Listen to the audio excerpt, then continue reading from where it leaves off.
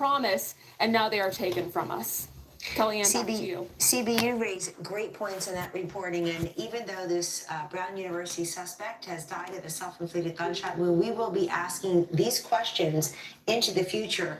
You're absolutely right. Every time there's a crime, people scream about guns, and yet they could have had simple cameras in places where we've all seen the map, CB. You're standing, yards away from that. We've all seen the maps where these cameras were missing.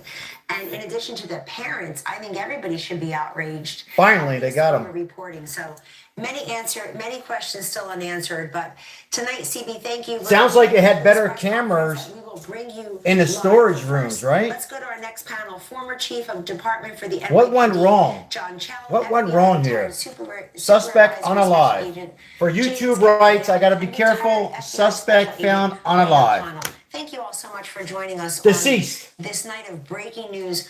Maureen, give me your latest take based on what we know.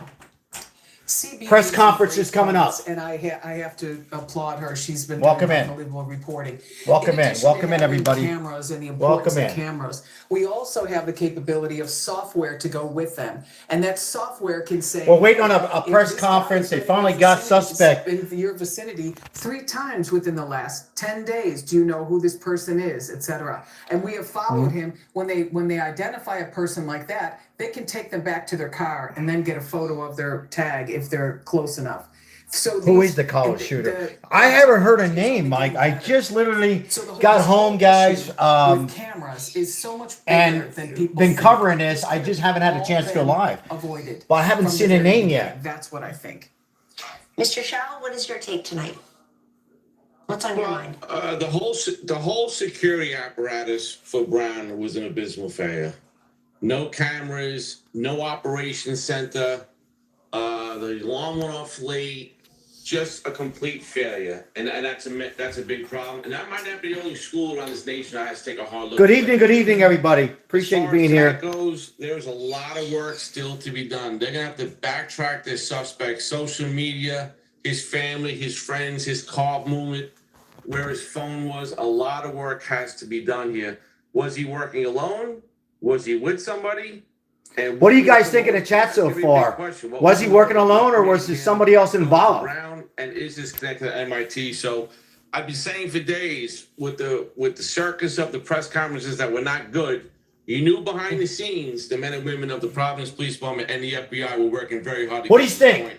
Is there another suspect? Was he working alone? Yes or no? Was he working James alone? Gagliano, if you were working We have a this press case conference right now, coming in, what guys. advice would you give to Appreciate the these likes. Universities or hospital systems. I mean, seems like everybody in the neighborhood has cameras, but Live. This is live, guys, on Fox. Seems Live very Fox. Well, Kellyanne, quickly to piggyback on what the chief said, you're looking at this. Good evening, Mike, perspective. Ardell, We obviously know Dustin. that the coward took his own life, so you'll never He hear took- his own words. They'll be looking for a manifesto, and they'll be scrubbing. Manifesto, social yeah, media, they're- trying to they'll be find looking out for a if he let manifesto. any digital exhaust as far as what his intentions were. We see some link analysis starting to put the pieces to this together. And Kellyanne, this was gut wrenching. 2 young They students. found him in the storage room right here. They found the suspect unalive at the storage room at Salem, New Hampshire.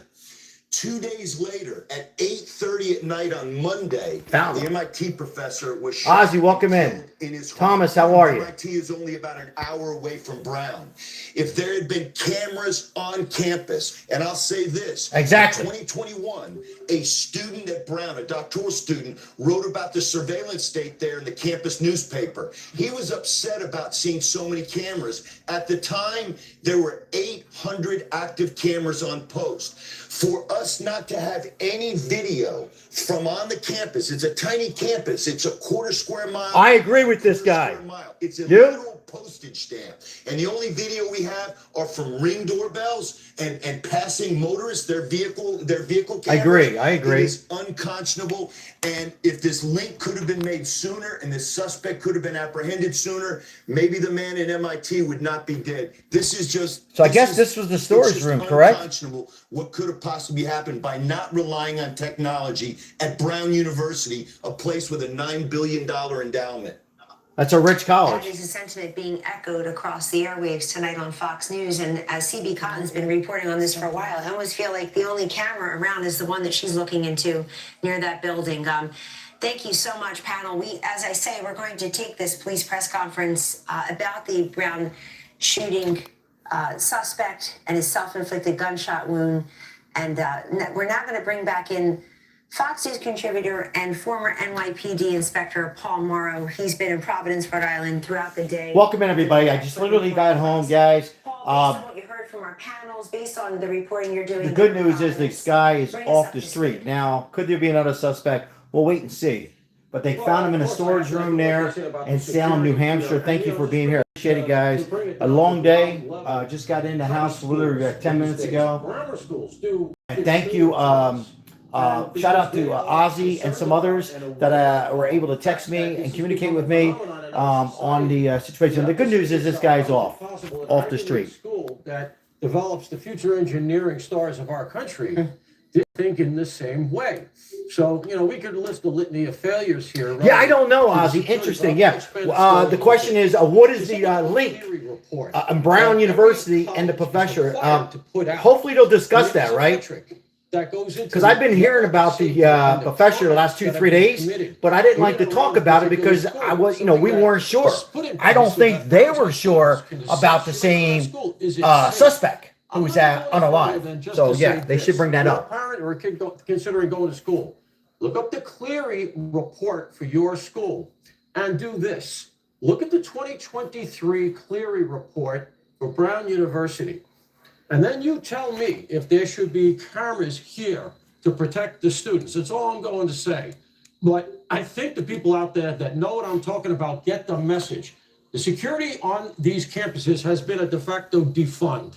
We all know they lean very strongly left. They're very on board with that. And now you reap what you sow. This, I'm not saying anybody deserved it or anything like that, but if you let your guard down so completely, and it doesn't have to be even at the level of an active shooter. If you have open doors, you can have homeless people. Evidently, they went through all these storage rooms, right? And they finally found him unalive. Like that, robbers, burglars, and there is reporting. Shout out to Bama. Good to see you. The perpetrator on the street, the second individual that encountered the alleged perpetrator on the street, was in fact homeless. We're waiting on a press conference, ladies and gentlemen, in Providence. So we'll see what's going on. Up-to-date information on that. Ineptitude here relative to the security. And I'm sure there's going to be a lot of questions. So not only fulsome lots of questions from the media. Lawsuits, and that discovery big lawsuits is going to be really penetrative, really interesting, and it's something that I think is going to be a clarion call. I don't like lawsuits, but this country. There's some big lawsuits on this. Don't paint a very clear picture, a very good picture, and also not a very clear picture. And those are congressionally mandated. That's legislative. Cleary reports. Have a look at those. Relative to this case, I think we know where it's all going. The question now becomes, as we've articulated, did he act alone? Is there anything else? Yeah, okay, in the chat. My gut tells me they've known. You think this suspect in Providence acted alone in Brown University? Yes or no, Y or N? Do you think he acted alone? Like to hear from everybody. We have 220 in the chat. Let's not release the name because we're going to get him, and we don't have to risk that. No, that's incredible, and no leaks from that as well. Yeah, no in the leaks. rush for social media and clicks and kicks, as you say. So that is a plus. Paul, what about the nexus between this and the MIT professor? How Salem, confident New are you, Hampshire. if at all, that this is the same shooter? Is there any further evidence with his passing by a self-inflicted gunshot wound that makes us think yes or no, one way or the other?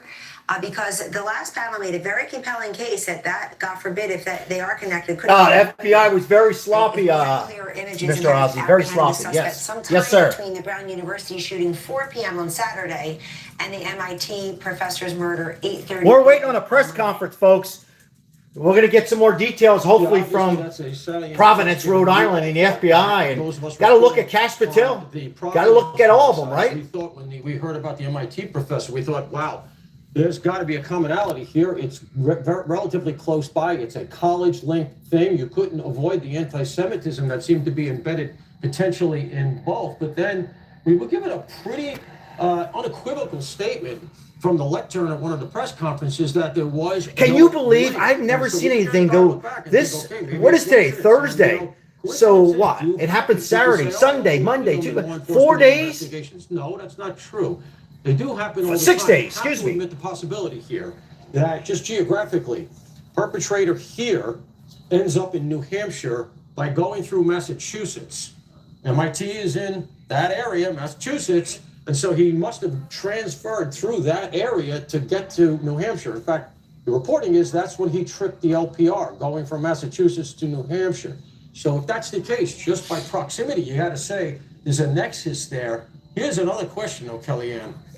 You guys in the chat, Could have connected the two. did he act alone or did he have help? You gotta understand, two separate, one was a professor and one was two were deceased. Mass shooting? Could he have done it all by himself and changed license plates? What do you think in the chat? Could he have done, could one person, one man do all this?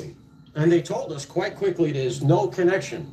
But if we do find out No connection. that there is a ballistics match between those two crime scenes, boy, there's a lot to answer for. Well, we have one answer. The shooting suspect in the Brown University murders has died, apparently through a self-inflicted gunshot wound in a storage unit. Hello, But as Janine. you Thank point you. out, Paul, and our great panelists have pointed out, We're there waiting are for a still press so many conference. Thank you, moderators. I unanswered appreciate it. questions. Paul Mauro, please stay with us. We are waiting for this police press conference to begin, and we will take that live in Providence, Rhode Island. I when want to it hear the comes. press Here now conference. with more, former FBI Special Agent Dan Brunner. Dan? Welcome. Thank you. Tell us what you're thinking right now. As all your panelists have said, this is an active investigation at the individual. I appreciate the 13 likes. If you're new to the channel, we appreciate like and subscribe. We're covering the ongoing mass shooting in Providence as they finally got the suspect unalive. We're waiting on a press conference. We're also discussing, did he act alone? Why was the FBI so sloppy all the way up to Cash Patel? State police? What your last person said, absolutely, the ballistics match, there's lots of questions that need to be. Lots of questions, ladies and The gentlemen. ballistics match from Brown University to the MIT. There's going to be an investigation into, the lax security of Brown University. If there wasn't at minimum a key card access with a video camera at every exit and entrance to that building, it was a failure. Good evening, Pure Brian. failure by Brown University. The fact of the lack of cooperation in the beginning, at the outset of this operation, there's a lot. I'm doing well. Thank you for asking. Appreciate everybody. If this Thank individual you. did die by his own hand, now can we go back? We have some closure, ladies and gentlemen, for coming in. The suspect was found deceased after action reports after 6 days. produced, I correct and myself. I said we'll get more 4. answers. But most importantly, this individual being, What is his name? found dead. If that is Does correct, anybody in the chat that's know the obviously shooter's a name? great outcome, and nobody. Who was is he? hurt. No law enforcement. Where's was he hurt, from? What's and his no name? additional innocent civilians were hurt in the. That's the this questions we're going to hear from the Yes, and press. we should remind the viewers that they found him in his storage facility. We didn't Hello, know he Barbara. was in Always there. good to see These you. are Thank brave you. men and women running toward the danger. And again, Thank you, all the members. I shooting appreciate suspect in it. the Brown University Appreciate your murders support did have so a much. self-inflicted Thank gunshot you. wound. We'll take that press conference live. Dan, thank you very much for your insights. Let's bring in Nicole Parker. Nicole, you've listened to everyone. You raised a couple of excellent points, including normalizing mask wearing 5 years after COVID. Thank you, Janine. Great Existed point. Thank you, Janine. At that level. And there's that. But I think we also, just in this country, Nicole Parker, Appreciate you. we suffer from the epidemic of looking the other way. We don't see something and say something. We just want everybody to go about living their lives. And yet then we run into this, where in the age of cameras everywhere all the time, capturing every moment it feels like, we have no clear images. Welcome in, Whiskey of the Tango. suspect Thank you. God bless who's you and your walking family. around Providence, Rhode Island. We're going to stay And live for a while, pointed out, guys. a very I want to hear the small press Brown conference and what University the campus. hell. How did it get so Do sloppy? you think this is typical? What else can be done? Is there a way to either incentivize or compel other universities or other large structures like hospital systems to do the same? And I'll remind us all, the school shooting in Uvalde was a door left open, as we all remember. And so this does happen. I don't know that the... Real quick, guys, I have a question for everybody. The storage room that they found the suspect, that we don't have a name, how the hell do they have better cameras than a real rich college, Brown University? I just want to throw it out there. How the hell did the Brown University depend on doorbells? No defense to doorbells. I have one. I mean, come on. He should have been caught Saturday within 2, 3, 4 hours after, at the most. And then the wrong suspect, and then finally found unalive. Very sloppy. And there'll be lots of lawsuits on this, guys. Lots of lawsuits, and some will be losing their jobs. What do you think? And they have to have this on record. And I went in and I did some research on it myself because I was curious. Are they abiding by the law? Like, how can they get away with not having security cameras? It is. I think it is $1 million question. You need to know that you have a strong security system, not only to keep. They said he was he could have been young. This guy wasn't young. Was he young? To have to rely on the neighborhood Ring doorbell cameras is unacceptable. I just said that. Inexcusable. So I went to the 2025 annual security report, which Brown did do as a legal requirement for the Clery Act. There was only one mention in 171 pages. It's a PDF. You can go look at it. You can Google it. One mention of CCTV. I believe it's around page 36. I mean, this is doorbell here. Document. I mean, that's pretty good. It's quite alarming when you look at the But- actual infrastructure of the school and that there are no cameras on this section of the entire campus. She's right. Why was that not addressed? This report is supposed to address certain elements, not just the crime statistics, but your policies and You procedures. can't that ever you're have supposed a to situation take. And I think develop like this in any college, university, This is a problem. ballpark, We need to think of football this as a stadium, address. or anything In the else. Same time frame. Oh, here we go. Here we go. January of 2025. Can you guys turn that heat off? Based on Come on, it's hot. source reporting was running at an Guys, I gotta lower my heat. Hold on, I'm so budget sorry. deficit. They got this And heat they were so in my house. Holy crap! That's why we got gas bill $400. Sorry, guys. Looking at Nicole Parker, we're now going to go directly to this police press conference in Providence, Rhode Island. Again, yes. That's the governor there. Nicole, We'll see what and he's for got the to audience say. out there, just to remind, the Brown University shooting suspect died of a self-inflicted gunshot wound at his storage unit. I'll in keep my Salem, big New mouth shut. Hampshire, roughly an hour and a half's drive from Brown University. Had to pass through Massachusetts to do that. There may be a nexus. MIT professor being murdered on Monday night. We don't know that, but that obviously has been reported as a possibility.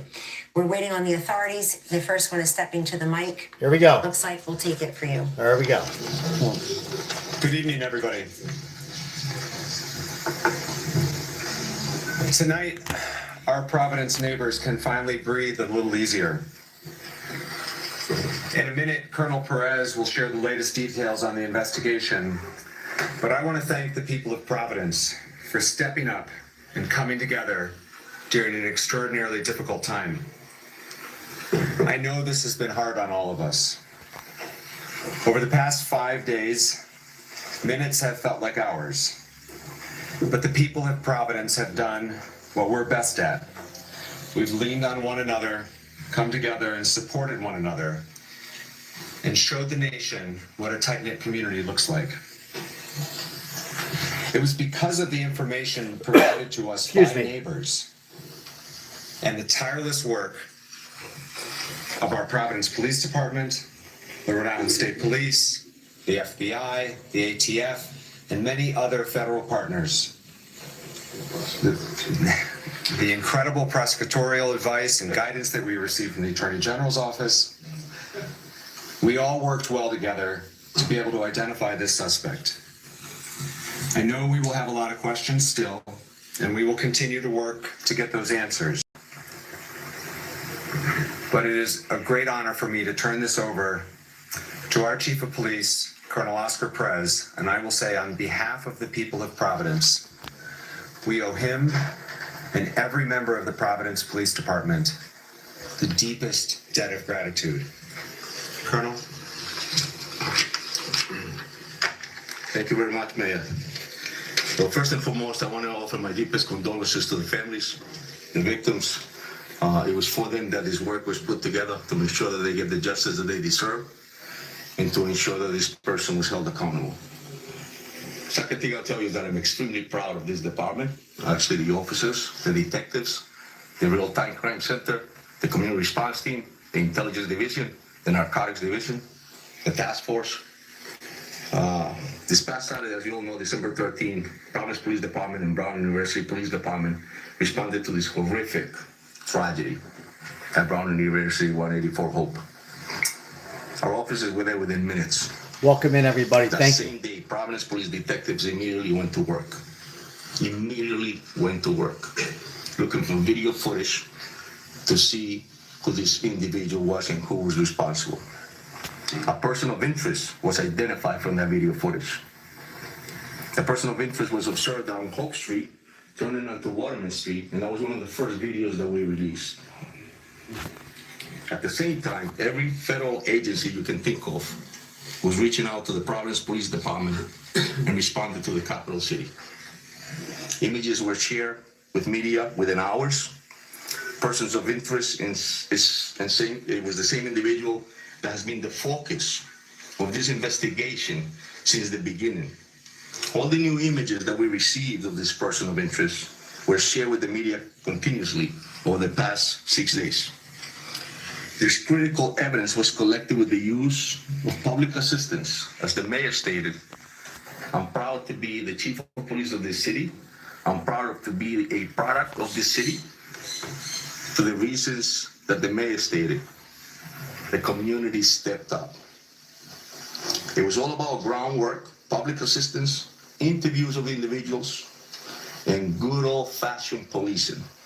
That is the type of police work that every police officer in this nation reminds themselves of, and that many do not understand. And that is critically important, and often succeeds where technology alone cannot. We looked at financial records, we looked at video footages, and in a specific incident, it was actually a video that provided us with a description of a vehicle. That was corroborated to a tip that was received to the tip center. That room was packed with detectives, agents receiving calls on a daily basis. We started early and left late. Then Flock and the LPR was able to provide us with this description of this vehicle. That vehicle was picked up by Flock, which led us to a car rental place in Massachusetts. Through that, the agents in their work as well were able to get us footage of this individual, as well as a copy of the agreement, which provided his real name. The video of that subject matched the description of that person of interest that this police department was desperate to put handcuffs on. That individual was identified as Claudio Neves Valenti, date of birth, and he was a 48-year-old man. 48 years old. He was a Brown student. He was not a college student. He was a Portuguese national. Portuguese. His last known address was in Miami, Florida. Whoa! Whoa! He took his own life tonight. We have the Providence Police Department up in Salem, New Hampshire. And we also have the BCI unit. Obviously, the FBI and their evidence recovery unit is up there. So the process is being conducted as we speak. And it goes without saying that I would like to personally thank the efforts again of the Providence Police Department, the Rhode Island State Police, the Rhode Island Attorney General, the FBI, the ATF, HSI, the U.S. Marshals, IRS, DEA, Secret Service, and NCIS. There is no way that we could have done this by ourselves. In this nation, when horrific incidents like this happen, law enforcement steps up. Thank you very much. Thank you, Colonel. General Rowan. Thank you. Thank you, Mayor. You know, I would describe the emotions on the investigative team, including our prosecutors and the agents, detectives from both state police. Can one of my mods put the name in the chat? Thank you. You know, there is a sense of completeness in terms of the investigation, an investigation that's, if not the hardest, among the handful of hardest investigations that I've ever been involved with. And the sense that we owed those 2 dead Brown students and the 9 injured Brown students and the students who were in that auditorium that weren't injured, and the Brown community and the Providence community results. The teams worked really hard. I think I mentioned that to you almost every night that we met with you.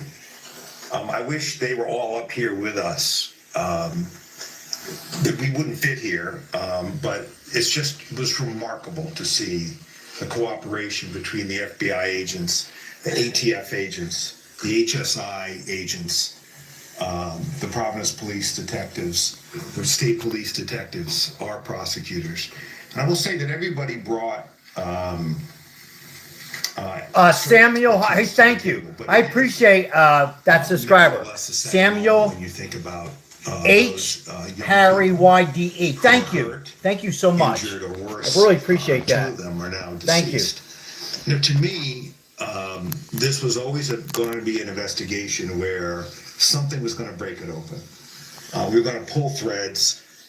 We were going to gather evidence. Thank you, that would lead MM. us in a particular direction.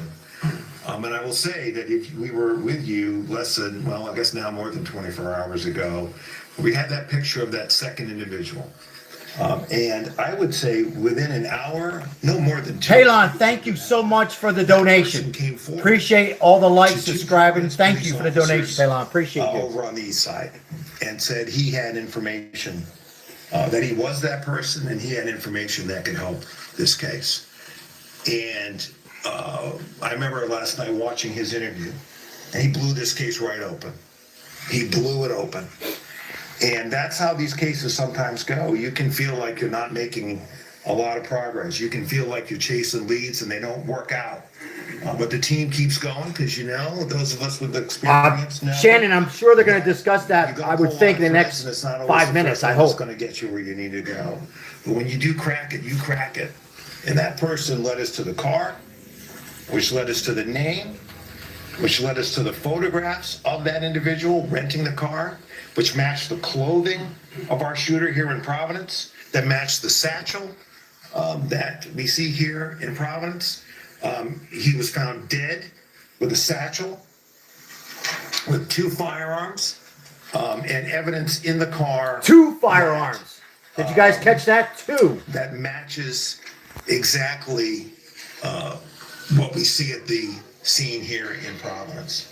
And so I know that you and the public have questions about how we got from a place yesterday where all we could share with you was a photograph of someone we wanted to talk to where we got to tonight. And so we got an state arrest warrant for murder today. That was signed by a district court judge for this individual. There won't be a prosecution now, of course, but that affidavit is on our website, and you will be able to see more and read more about how this investigation unfolded. I won't get you all the way there because there are some things that happened afterwards which led us to this suspect's body in New Hampshire, but it will, I think, tell you, give you a sense of the work that went into this by the line prosecutors and the line agents and detectives from the agencies that work so well together. So, you know, as I said, it's with mixed emotions. It is unimaginable the pain that the parents and families of the deceased are feeling tonight and will feel undoubtedly for quite a while. But I hope that by bringing this person to justice, that we Someone says it sounds like to me, I quote, like a cover-up. And I want to thank you Possible. all for Possible. your patience with me when I got a little testy with some of you. Those of you who know me from Rhode Island, you know that's my nature. Very possible. So I really want to thank you for your patience. Thank you. Thank you for that comment. Been said several times, the partnership with the FBI was invaluable, and so it's a pleasure to introduce Special Agent in Charge of FBI, Ted Dox. Thank you, Mayor, and good evening. My name is Ted Dox, Special Agent in Charge of FBI Boston. We got him. Shortly before 9 o'clock tonight, the FBI SWAT team executed court-authorized search warrants at a storage unit facility in Hampshire Road in Salem, New Hampshire. This is where we located Claudio Neves Valente, the individual who we believe was responsible for the Brown shooting. The latest developments. Welcome in, Crystal. An Thank you. intense 5-day manhunt, and is a result of an incredible amount of work dedicated by the law enforcement team standing here before you tonight. Every single agency brought their unique skills and expertise to this investigation. And we're motivated by the victims and survivors of this horrific incident. Even though the suspect was found dead tonight, our work is not done. There are many questions that need to be answered. There's a lot of evidence that needs to be processed, and most importantly, the victims and their families deserve special care and consideration. The FBI and our partners across Rhode Island, Massachusetts, and New Hampshire will continue to search for answers for the victims, survivors, and their families. To see what motivated this individual to carry out such a senseless act of violence. From the onset of this critical incident, it's been all hands on deck. The FBI deployed approximately 500 special agents, analysts, task force officers, and support personnel to assist our partners in this investigation. In addition to this extra manpower, all our specialty teams were activated, including Evidence Response Team, SWAT, Divert, and Victim Services Response Team, just to name a few. Pac, thank you for your Special comments. thanks to you, the media, as well as to the community. My sincere thanks to Colonel Perez, Colonel Weaver, AG Nerona, Brown University PD, and all of our partners. This was truly a team effort. Thank you. Thank you. Another critical partner at every step along the way was the ATF. I'd like to introduce Special Agent in Charge of the ATF, Tom Greco. Good evening. My name is Tom Greco, a Special Agent in Charge of ATF Boston. From the moment 911 reports of the shooting at Brown University came through, there's been an around-the-clock effort to identify the perpetrator and to protect the community. The men and women of ATF, including our special agents, our intelligence research specialists, and our support personnel, have been proud to support and be part of that effort, leveraging our unique experience, dedicated investigators, canine handlers, and crime gun intelligence technology, such as NIBIN, the National Integrated Ballistics Information Network, to compare ballistic evidence, and our other available tools to support the investigation, and to help identify Claudio Neves Valente as the individual that we believe was responsible. ATF's mission, first and foremost, is to protect communities from violent crime. Each individual in this country deserves to live in peace and security in their homes, in their schools, in their places of worship, and in the streets. The actions of Claudio Neves Valente stole that right and terrorized the community. I'd like to emphasize to the public, this was a highly dangerous individual capable of extreme violence. And we're happy to have been part of this investigation and proud to have worked with our partners to identify him and see this through. Thank you very much. Thank you very much. From the very outset on Saturday, I would have never guessed it, Ozzy. I was actually thinking the same thing. I was going to discuss that a little bit. I would have never guessed that name. By Providence's side every step of the way. The city of Providence is incredibly grateful for the governor's support, the state police, not just their assistance with the investigation, but in supporting the broader community. It's a pleasure to introduce Governor Dan McKee. There's the governor. Thanks, Mayor, and clearly your staff, I feel the same way with the team that you have, that we were happily able to assist. And as a former mayor, many of you here in the audience know that I've been a mayor, some don't, but I empathize and sympathize with the position that you were in and the fact that you needed people to follow the lead of the Providence police and to partner in with some extraordinary people, whether it's with the FBI, the ATF, and of course our state police as well. From the very beginning, my thoughts as a dad was with the families who suffered from the shooting. The unthinkable happened in our state. The unthinkable happened in Providence. The unthinkable happened at Brown University. and we're going to be forever changed. But our commitment Thank you for the On likes. state level. Appreciate it. is to continue to support Providence, Brown, and the people of the state of Rhode Island in the recovery. That's going to take a great deal of time. Thank you, Lemon Jay. But I do say this, the professionalism that I saw in the law enforcement should make everyone that lives in our state and beyond our borders feel very safe. These things happen, but it requires some professional help and law enforcement to bring it to the conclusion that we've been able to bring it to. So Colonel, thank you, everybody involved.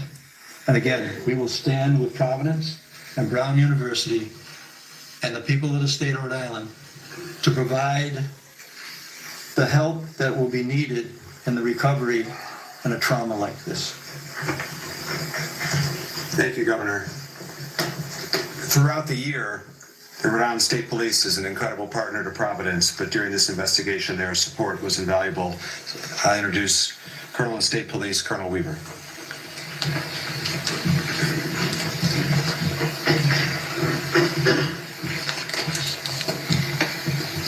My name is Colonel Darnell Weaver, the Superintendent of the Rhode Island State Police. I want to begin by recognizing the excellent and exceptional efforts of the Providence Police Department and Colonel Oscar Perez. From the very first moments of this investigation, the Providence Police Department has worked collaboratively and relentlessly day and night on this investigation while protecting our capital city.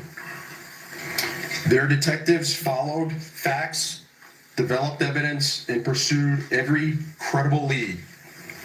Colonel Perez's leadership has been steady and decisive, focused on identifying the person responsible for this tragedy. As always, our troopers stepped up, working shoulder to shoulder with the Providence Police and our local, state, and federal partners. I want to give particular recognition to our detectives, whose diligence and dedication contributed to this investigation. Our detectives and division leadership operated as a unified team, sharing intelligence, resources, and expertise. This has truly been an all-hands-on-deck investigation, as virtually every trooper has taken extra shifts to help support the efforts in Providence, and I have never been prouder to be a member of the Rhode Island State Police. This year marks the 100th anniversary of the Rhode Island State Police, and this case stands out among one of the most challenging in our state's history. The sheer volume of digital evidence, the complexity of the investigation, and the intense public interest played an extraordinary demands on everyone involved. Despite that pressure, investigators remain disciplined, methodical, and focused on facts. We are grateful for the assistance of the public, particularly those who shared our information, provided tips, and gave us doorbell camera footage and access to their property.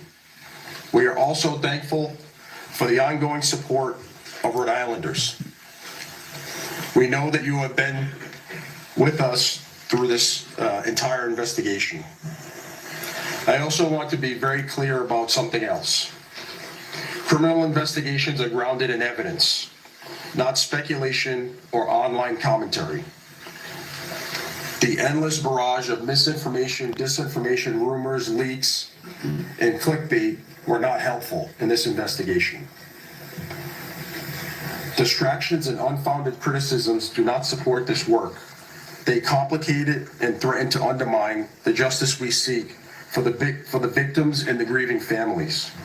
Despite these challenges, good police work prevailed, and we have lessons that we can bring forward from these long days ahead.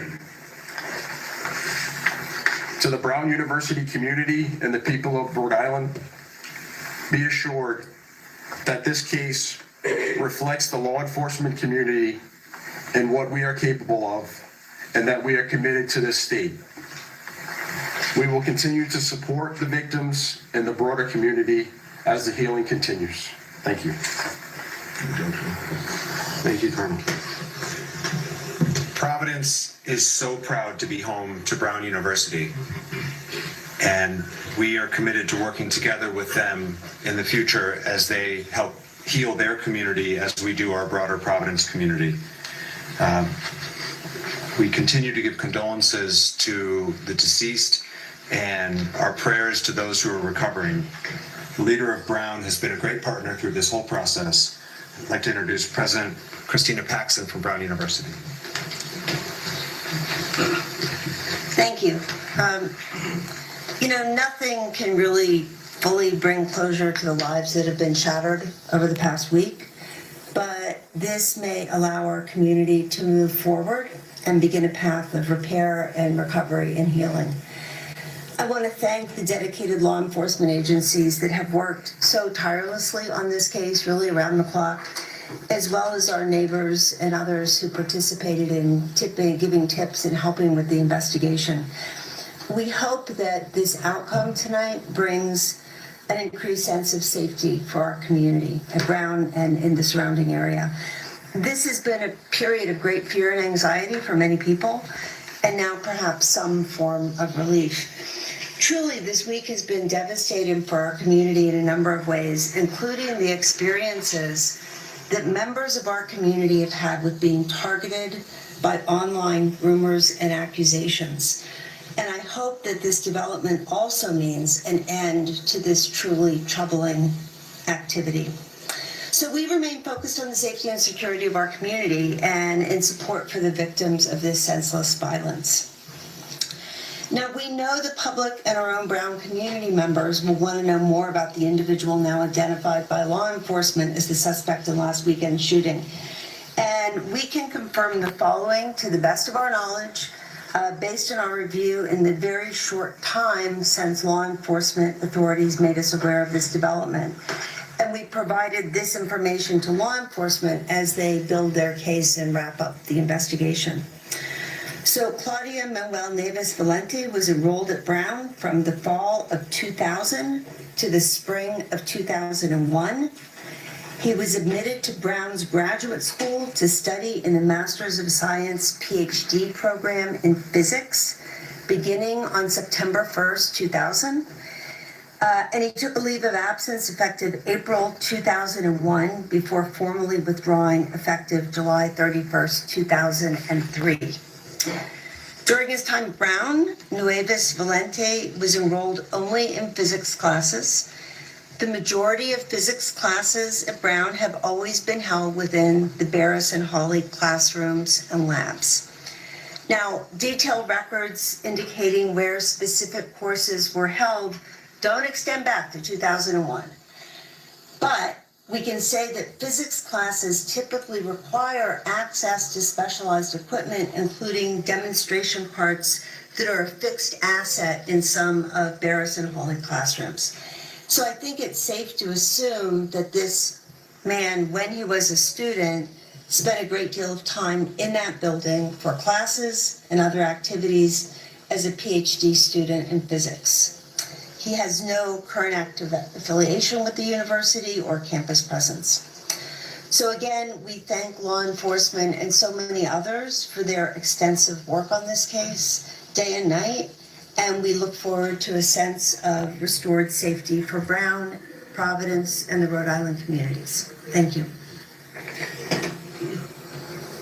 Thank you, President Paxson. The last speaker, and then we will take your questions, is the Chief of the Brown Police Department, Chief Chapman. Remember, his officers were the first to respond on Saturday, and we are so grateful for both their immediate and heroic response and their partnership over the last 5 days. Chief. I want to express my ongoing prayers and care and concern for our entire community. I certainly also want to acknowledge and thank the men and women of the Brown University Police and Public Safety for their efforts. As you see, this was a Herculean task. and required a lot of collaboration and work. And our officers and our public safety personnel were shoulder to shoulder with these assets. I do want to also thank all of you who have helped citizens and law enforcement. That partnership and collaboration means the world to us, and we couldn't have gotten it without you. So thank you. Thank you, Chief. We'll now open up to questions. Go ahead. Go ahead. What led authorities to link the incidents between Brown University and MIT?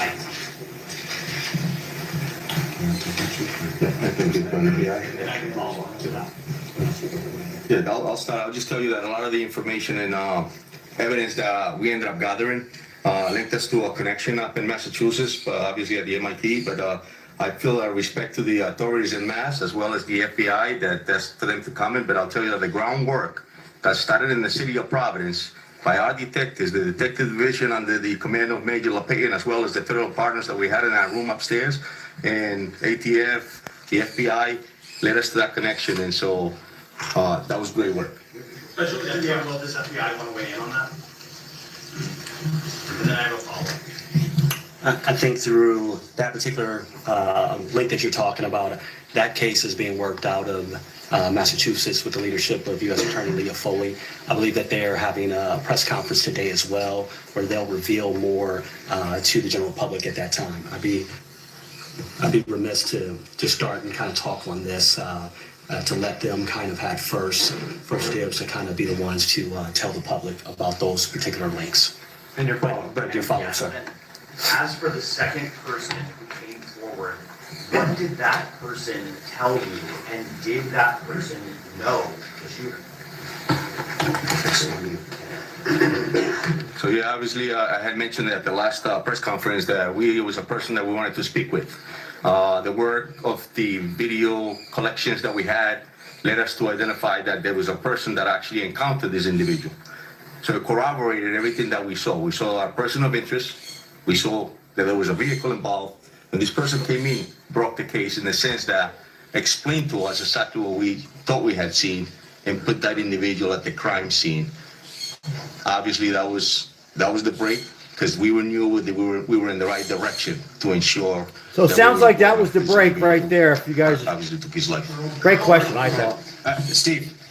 Thank you, Mayor. Did Mr. Valenti act alone, and is there an anti-Semitism component behind this? To extent? As far as we know, Steve, he acted alone. And is there an anti-Semitism component to this? No, that we know of, no. John, Colonel, what was the event? So you heard he was pretty confident he acted alone there. Did he pursue there? Did he know authorities were going after him? When was he last alive? Like, how did that play out? So it plays out in the sense that we obviously, I just stated, we collected all the evidence. We were able to learn that there was a rental vehicle. We learned about that vehicle.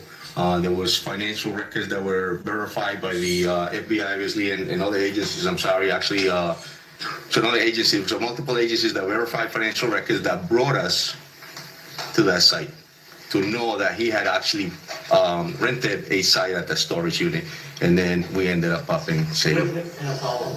When he did that, did he know authorities were coming, or did he just go and, like, how long had he been in that storage unit? That we're not aware of, John, in the sense that all we knew is that we were on a manhunt, and that's what he led us to. So. Amanda. Okay, Chief, I have some questions for you about Claudio. So he graduated, he was at Brown more than 20 years ago. His last known address was 20 years ago, guys. I don't know if you can hear that. Essentially also. He didn't graduate, but he was there 20 years ago.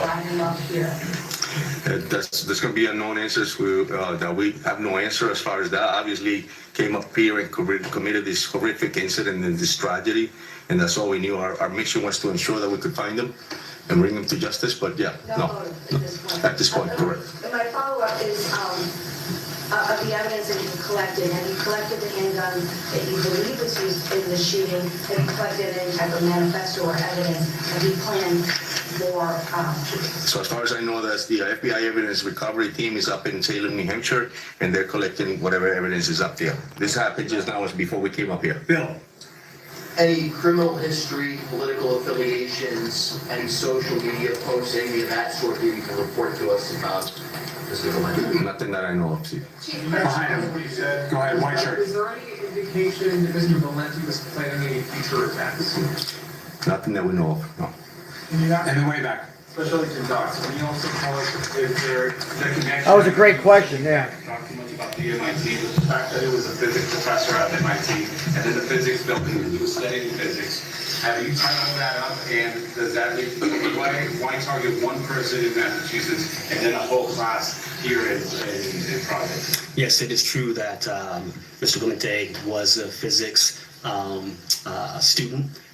Also, we know that the MIT, the victim there, was in that discipline as well. I will tell you that there's multiple phases to an investigation, and so now, in a sense that we Truly knowing the subject is 7177. Great now, comment. The investigation continues to find out all of those answers to your questions. Great comment. Did you go to school with Professor Luke Brown? It is believed that in Lisbon that those two individuals attended the same university in Portugal. You have a follow-up in the back.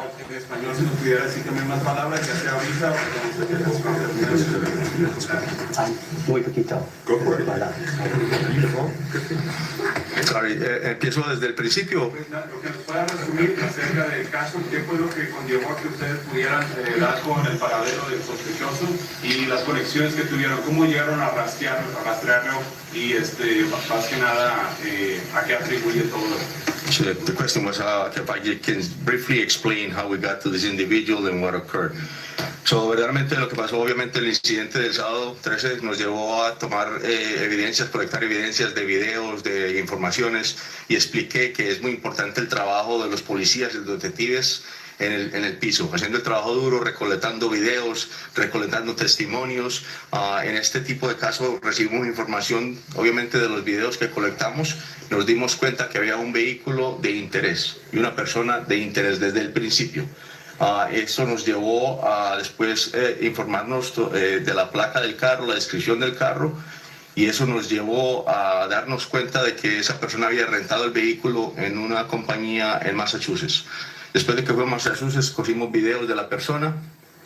Esa persona era en la misma descripciones de la persona de interés de nosotros acá en la ciudad de Providence.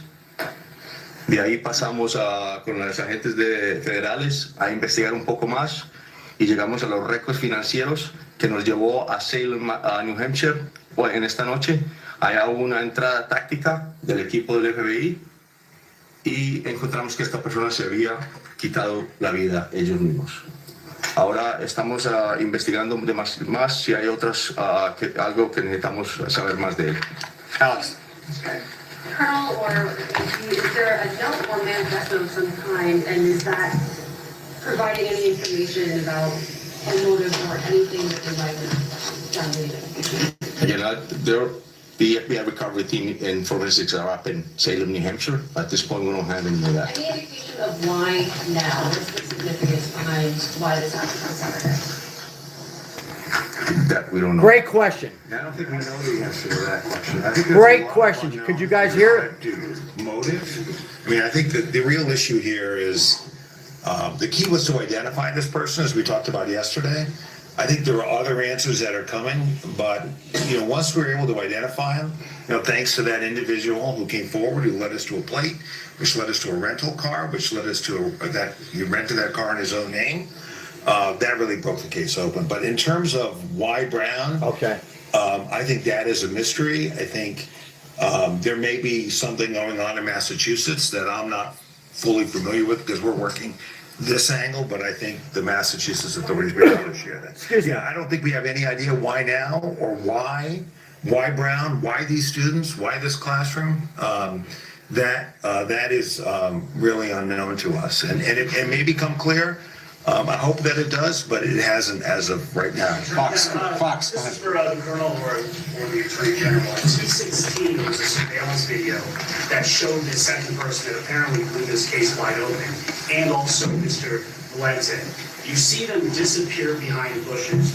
Was this second person following the shooter? Did he recognize him? Did he confront him? What was that interaction like? And you have a follow-up. That's a great question, and I'll be all explained in the affidavit that the general stated they will be released. But I'll give you a brief. sort of explanation about that. The person that we wanted to speak with had an interaction with this individual earlier in the day, then observed him later at that time where you just stated, and decided that he was going to encounter him and asked him why he was inside Brown. At that point, the person, the subject of interest, as the Neves actually ran. He was caught up by our person that we wanted to speak with. There was sort of a conversation. If one of my mods on here can guys put the name of the suspect, there's people asking on here, so I don't have to interrupt. The person that broke the case walked away. And that information was critical to us because he was able to corroborate what our detectives were seeing on video, and he was able to provide a great explanation. And my follow-up question Yes. is, why did it take a citizen to notice a suspicious person right next to Brown University and not the police? And also, how long was the vehicle parked where it was? And was it days, hours, minutes? It appeared to be days as far as the evidence. Why would a civilian observe that to be suspicious? It's a great point. And I like the fact that you're mentioning that and bringing that up. Exactly, Ozzy. I know it's a what we should little all be doing, right? a difficult name, but if somebody out there is listening, listening. others are doing. In this particular case, this person decided that he wanted to, and I'm glad he did. Should the police be interested in that, not citizens as well? In the back. Now that the suspect, Attorney General, now that the suspect won't be prosecuted, can you explain what he yelled in the classroom to America tonight so people can feel a little more comfortable? Sure. Was it something, terrorist related? Was it something specific to the kids in that class? Yeah. What did he say? Yeah, well, back to that question just for a minute, just to clarify. By the way, guys, it's not Interaction in the bathroom in Barris and Holly. So it's not the cameraman here, Sal, it's the Fox. I mean, I did spill a drink earlier. It's just the way the camera of the cameras in there that are moving it back and forth. Just want to clarify that. Thank you. I don't know that Providence Police is obviously not going to patrol Barris and Holly. That's a question frankly, for Brown and their police department. So they had an interaction there, and then our citizen, Stephen, they don't really know. Followed him out because to him, At this as he point, explained it to Stephen. us, this guy did not belong there. And so that's why he followed him out. In terms of what was said, I don't know any more today than what I told you yesterday, or the day before. There are some witnesses that he said nothing. There are some that say he made a barking noise. Don't ask me. I don't know why. And that's it.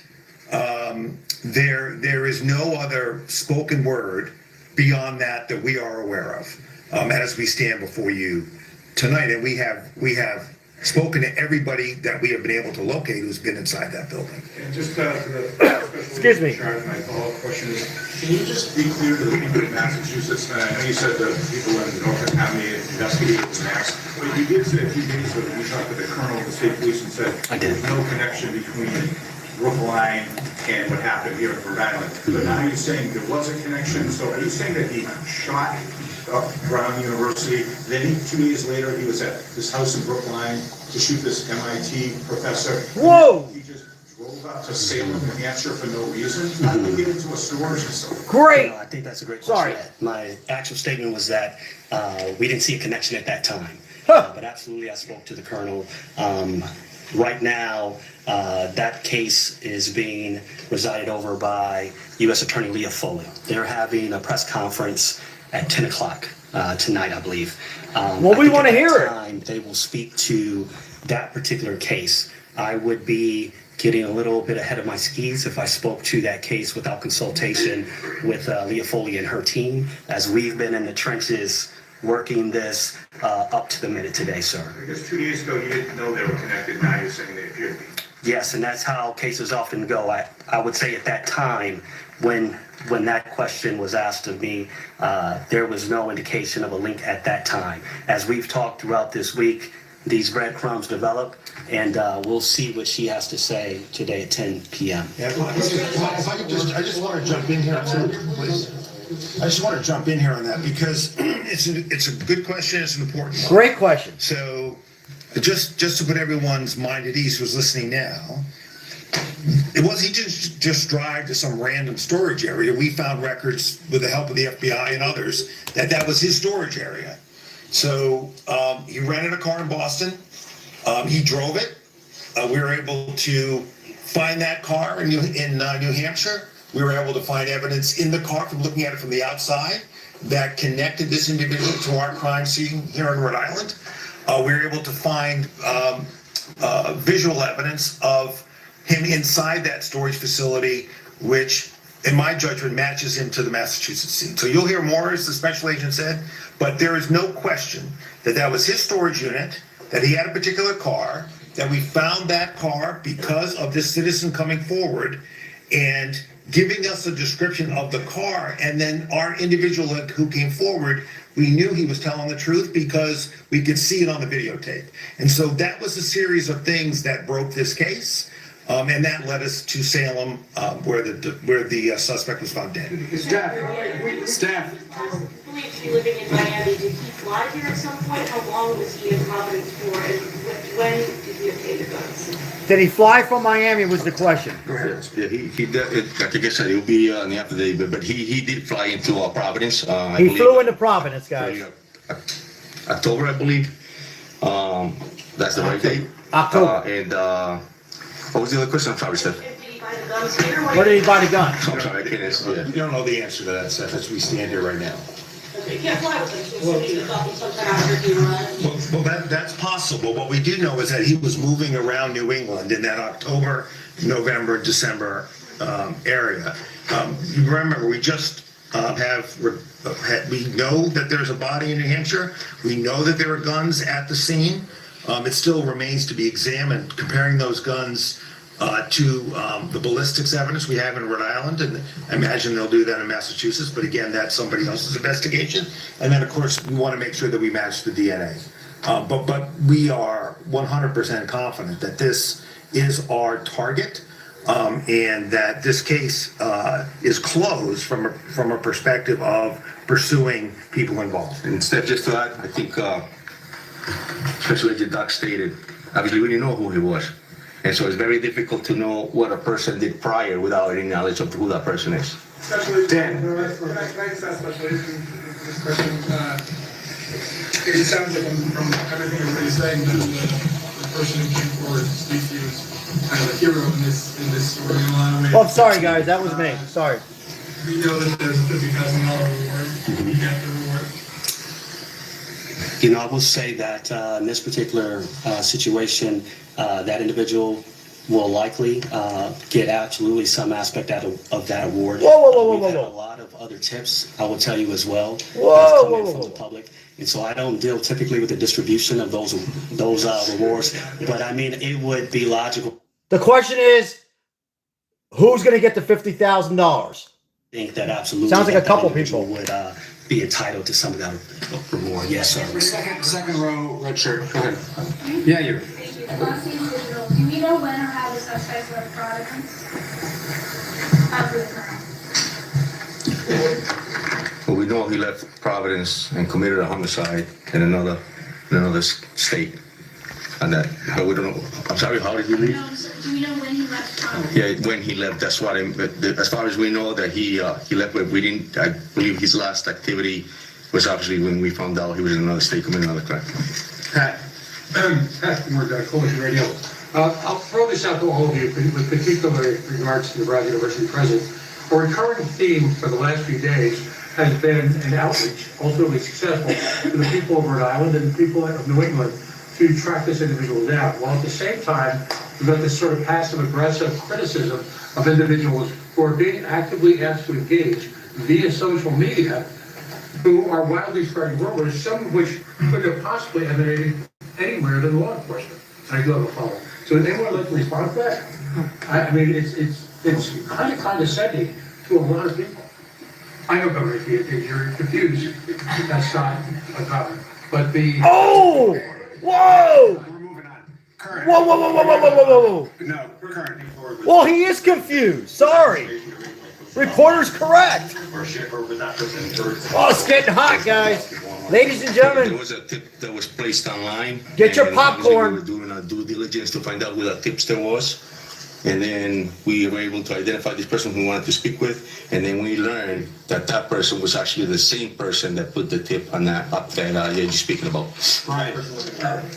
That person living in the area. It was the same person that we brought into the police station to speak with. The images that you showed at the beginning, where you can see. Oh! Did you see the governor, guys? Not him, but the governor to your right. Business place that we learned about that. No. President Paxton, if you could, so the situation is described that you had the suspected gunman. The situation, in my opinion, went very sloppy from the beginning. Hours before the And they're shooting. still confused, each and every one of them. Welcome in, everybody. Thank you for the likes. I appreciate it. Previously about people getting in the building. Have you heard those? Some great and questions. Was anything done to address those concerns about people getting into the building? Yeah, I mean, that's a really good question. I think we're gonna have to look back and say, you know, we don't know how this person got in. We don't know when they came in. He does look like Herman Munster. We do know that the building was unlocked that day for exams, and that's something we're gonna have to Have look you heard into. concerns from staff members in the past? I have not personally heard concerns, but, yeah. Dan. President Paxton, Dan Jay from NBC10. I want to go back to the question I asked you Saturday night when I first arrived on the scene. There were no cameras in this building. And law enforcement, some that are standing up behind you, have said if Brown had cameras in that part of the building, we would have gotten this guy. I don't know, Chris.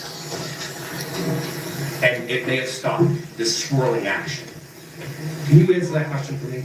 Well, I don't think we have said the locations of cameras at Brown. But there's no cameras in that building because why would they take it from a rental car agency? We have 1,200 cameras at Brown. But not in that building.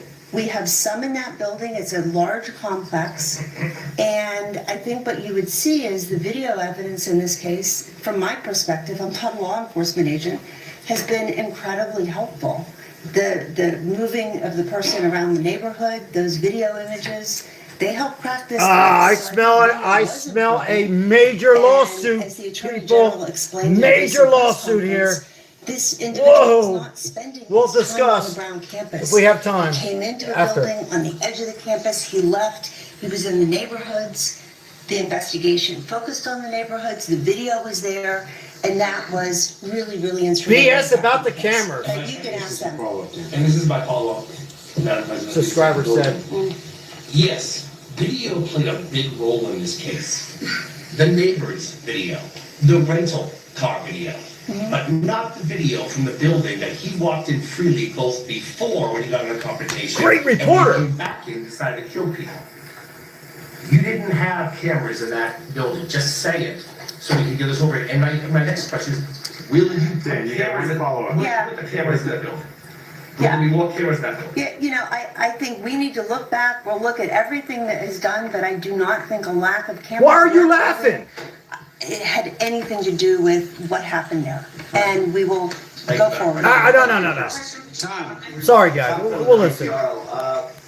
Oh, Colonel Perez. Oh. I'm hearing from sources that the person that identified the shooter, I feel, guys. happened to be a homeless person that either lived around or inside. I feel like we're watching some kind of a Netflix, no disrespect, very low budget movie. It's almost like, are you serious? There was a person that was pretty attentive So to many- our surroundings. I'll tell you, there was a person that was very cooperative and helpful to this investigation. And I'll tell you that he was a great individual that actually assisted us in getting us to this point where we're at. I'll tell you that. He was, yes. Yeah, I'd have to say, it was A comedy incredibly show. articulate, Exactly. and, his testimony, had we needed it, would not only have been credible, it would have been persuasive. Shallow Summer. He was as outstanding a witness as I've seen, and he deserves a lot of credit. You know, recognizing there's a gunman on the loose, that the gunman knows he had this interaction with him, and he didn't. Once he knew that we were looking for his help, I mean, he came forward within an hour, and that person deserves a tremendous amount of credit. I don't know whether he's going to get the reward or not, but if I had a vote, he would. All right, Tom, you got to follow. You're done? Go ahead. My question was for the Chair if you wouldn't mind. In October, the Brown Daniel report that you kind of voted on confidence in relation Somebody says, what a bunch of clowns. I have to agree. I have to agree with that comment. What a bunch of, I feel like I'm watching a very bad Netflix or Prime Video. The campus. Now in light of this, do you accept any kind of responsibility? He's lost. This is the governor. He's completely confused, like he's not getting it. He's confused. Doesn't happen again, and these students can feel more safe on campus when they return. Great. So, as I stated earlier, I'm profound. Ladies and gentlemen, this was a mass shooting. Let me remind, rest in peace. 3 people lost their life. Many critical, different states flew here. Work that they've done and continue to work side by side with our partners, and everything else that comes with that is a continual effort to do what's best for the safety and security of our campus. But will you reassess how? Can somebody buy him a cappuccino? Every single day, we work and endeavor to keep our campus safe, whatever that entails and all that entails. In the back. Yes, Julie, I was wondering, my name is Fred from the Colonel. Can you talk about, you said that 2 weapons were found in Lawrence's car. That one of those weapons, the gun that was used to shoot here in the ground, is that weapon found? That's all part of this continuing investigation. This just before we came downstairs. Actually, as you all were watching, that was developing up in Salem, New Hampshire. Pardon me. Yeah, those firearms were found at the deceased body, not in a car. So he killed himself inside the storage unit, and the firearms were found at his in the area of his thigh and in the area of his feet.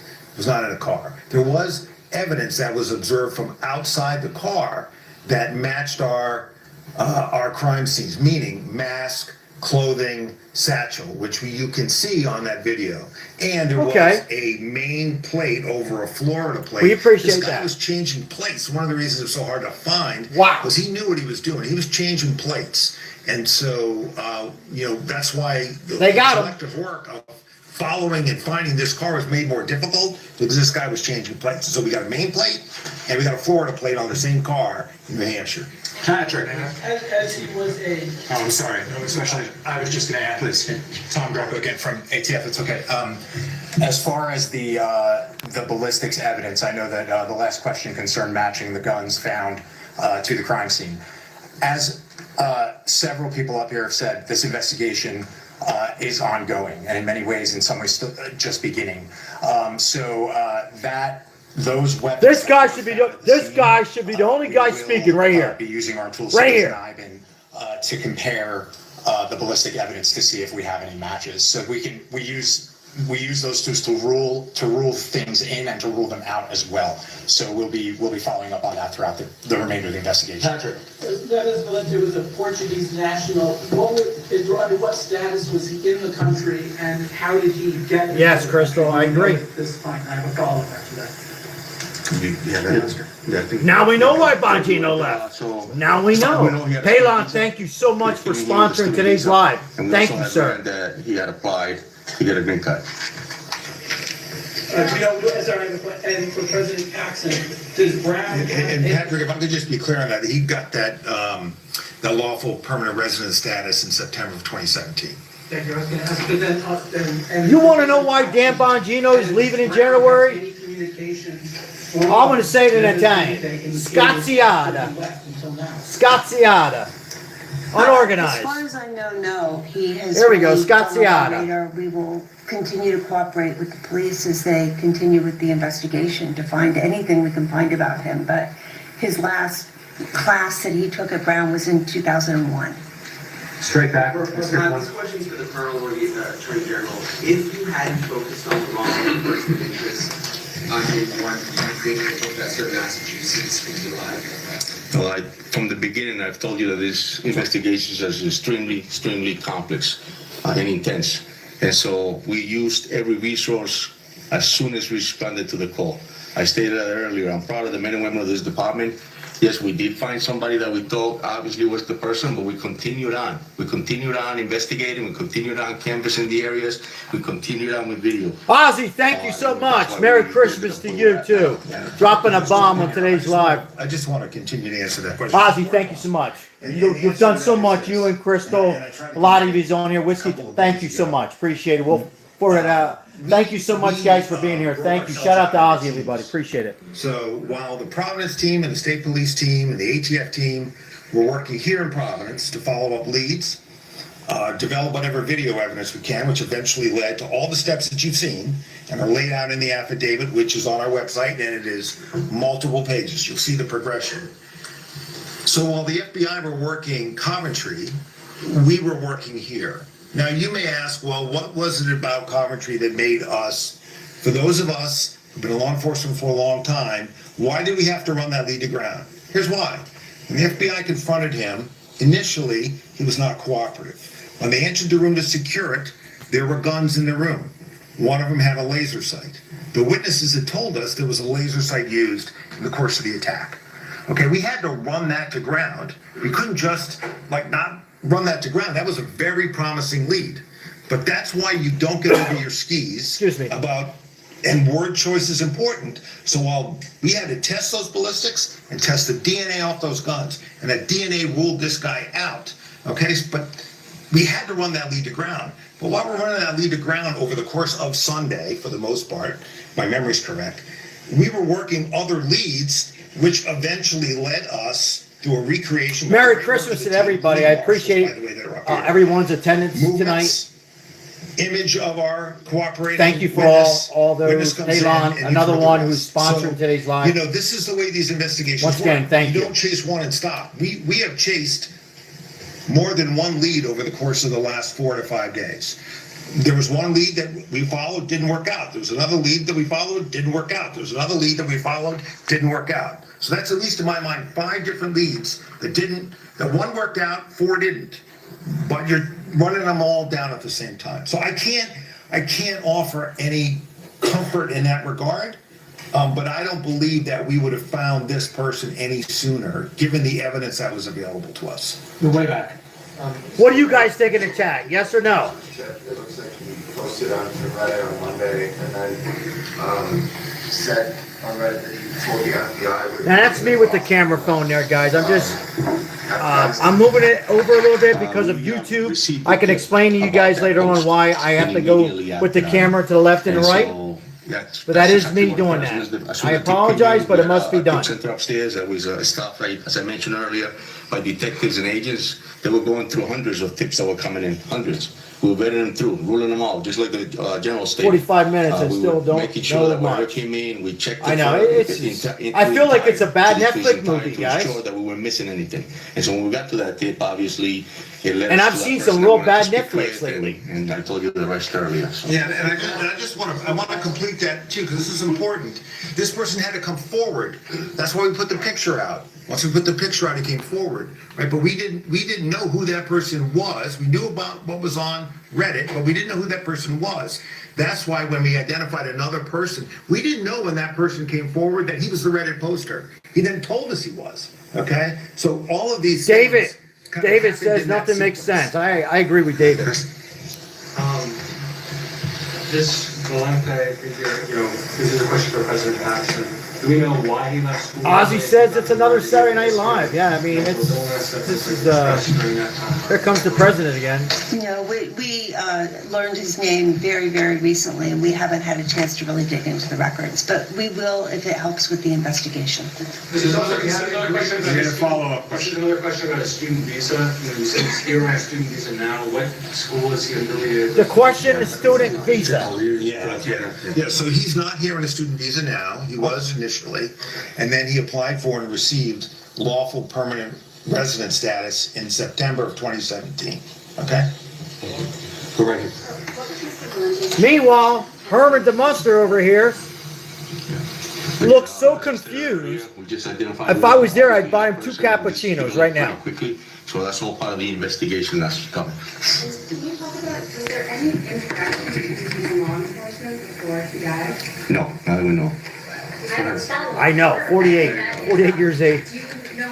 any associates of his, family members, friends, roommates, and? That's the governor, if there are Maribel. any in the United States, Look at him. any of them come forward Will you send him a coffee? to this investigation? No, not at this By time. the way, Ozzy just It's been really quickly, donated we've been at this $100 for 6 donation. days. And so for the here we are, homeless. and we now identify who the person is. We're about to make an apprehension as I stated. Maribel says, thank you so much, Ozzy. But that's all part of the investigation and we'll continue about him. Go ahead. This guy is the governor. Ozzy. He can't hear you. You were asked about possible mental illness while he was here. When he was at Brown, did he have any Working hard in the house. disputes with any problems, any discipline? So you got the guy dead, All that were documented. Not that we know of at this point. I mean, again, this is. Oh, these she's are the president very, very of the, old records, Brown. You have to understand. We learned about this That very lady, she's the recently. president. And I think going forward, as we want to learn more, we will cooperate with the investigation to give them the information they need. Go ahead, in the white shirt. Well, at least you stopped laughing. WCBD. This question is for Colonel Perez. That Carter was the primary suspect, primary focus in the beginning. If that's the case, can you elaborate more on why there was someone else? Thank you for the floating heart. Appreciate that. 213, thank you. Thank you so much. Very kind of you. Yeah, so, And I have a follow-up question. sure, Brittany, great question. So, Oh, okay, Ozzy, I'm glad you did. I'm doing a lot of talking. I know I'm interrupting there. We have received. But, you know, this is a circus. This is a. Do you want to watch a Netflix movie later, Maribel? Maybe we'll find something better. Potentially could be, it was just where he was denied and then he went to another department and the descriptions led us there. So we ended up, we had it vetted through. Obviously, the FBI responded, followed through that whole tip, ended up finding the person. Maribel's ready to go back out and feed some more homeless, Ozzy. I'm exhausted. We'll have to do it tomorrow. It took a while for us to be able to rule him out, but it was a tip that came in. And as I stated earlier, as soon as the call came in, it was all hands on deck. And there was nothing that we were just going to say that is not anything that had to do with it, with this case. Guys, I just want to turn the camera around real quick. I'm sorry to interrupt. I just want to say, And we went after that, so. Yeah, I just want to. first and most of all, thank you so much for joining this live stream. I think I heard you say that Mr. Valenti was the suspect. I just from want to the start off and say it's very difficult. I mean, he became their primary focus yesterday. Anywhere from At the around this FBI time. to the This chief name police was to not president, known to us but until I yesterday. can't remember, So real when quick, our and I'll go right came back. in last night, Something being we so were able to unorganized track the that car, happened. Let get me the name, refresh everybody's and memory. then This we were in a happened position Saturday. of, today, do we push that name out? And they had the wrong. Mistakes happen. That was the balance. Was that back? We can discuss, but I think what they made too many errors. I think cameras, I know it's an older school, but they should have better footage. A lot of mistakes. But at the end of the day, the guy's unalive. He's not out there harming anybody. When this So, thing heated up. As soon as you have a name, I believe you can find anybody in this country. And the fact that this team was able to do it in around 24 hours, I think is a tribute to them, their hard work around the clock. To do exactly what we have been talking about doing, which is how long is it going to take? And it took, roughly 5 days. And that's. but I have to say, the governor looks exhausted. I hope he gets some rest. It was that the image that we released within hours of that person of interest that was walking on Waterman Avenue around the corner was sent out with the This is going to be interesting right here. What we got here, guys? Awaiting FBI press conference. WBZ. Address for Valenti is in Miami. Correct. Have law enforcement in Miami been notified? Are they searching this last address for any potential evidence?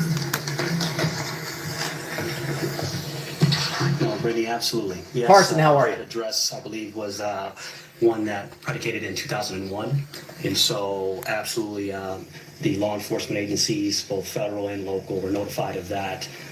They also went to that residence as well, also talked to the individuals that was at that particular residence. to That's see not if my they had phone, any that's- type of connections or associations. That's the camera there. With Valenti. Thank you. Absolutely. You know where that? Question for Colonel, I hope the FBI can tell us like a little something, Ozzy, something. Can you go into detail on that? Maribel, I need you up here to speak in Spanish. Sí, vamos a seguir. So the question was, what's next, right? What are we going to do next? What's next? So Okay. la respuesta es que Thank vamos a seguir obviamente trabajando con las organizaciones federales y también entre nosotros buscando esa inteligencia de quién es esa persona, qué motivo lo trajo aquí a la ciudad de Providence a cometer esta tragedia, este incidente. Pero eso va a tomar ¿Te quiere café? ¿Te quiere café? Get him a coffee. que llegó a esta ciudad.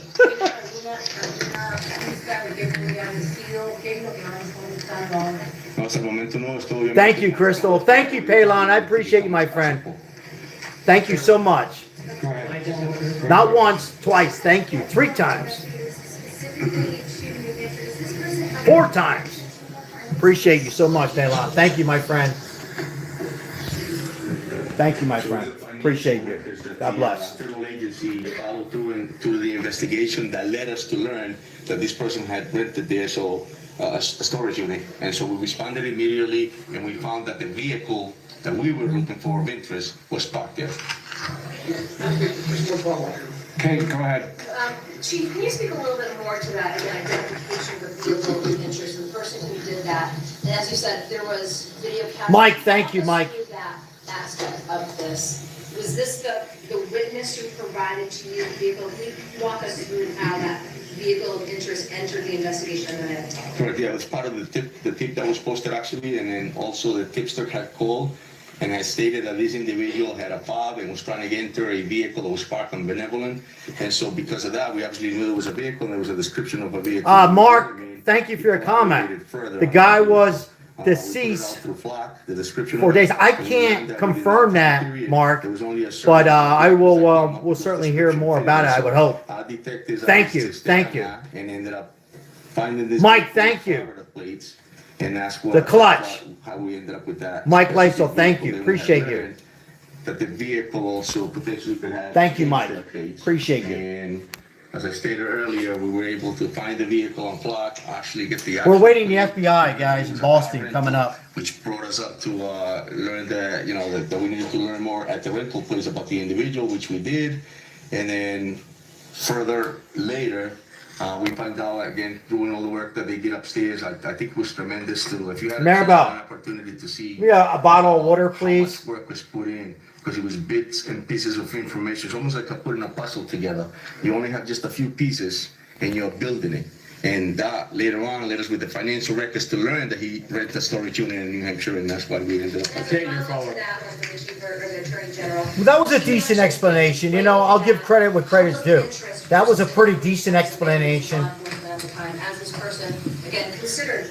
About the puzzle? Address was out there. The chief just spoke to license plates changing on a variety of moments, if you will. But was it too fast moving?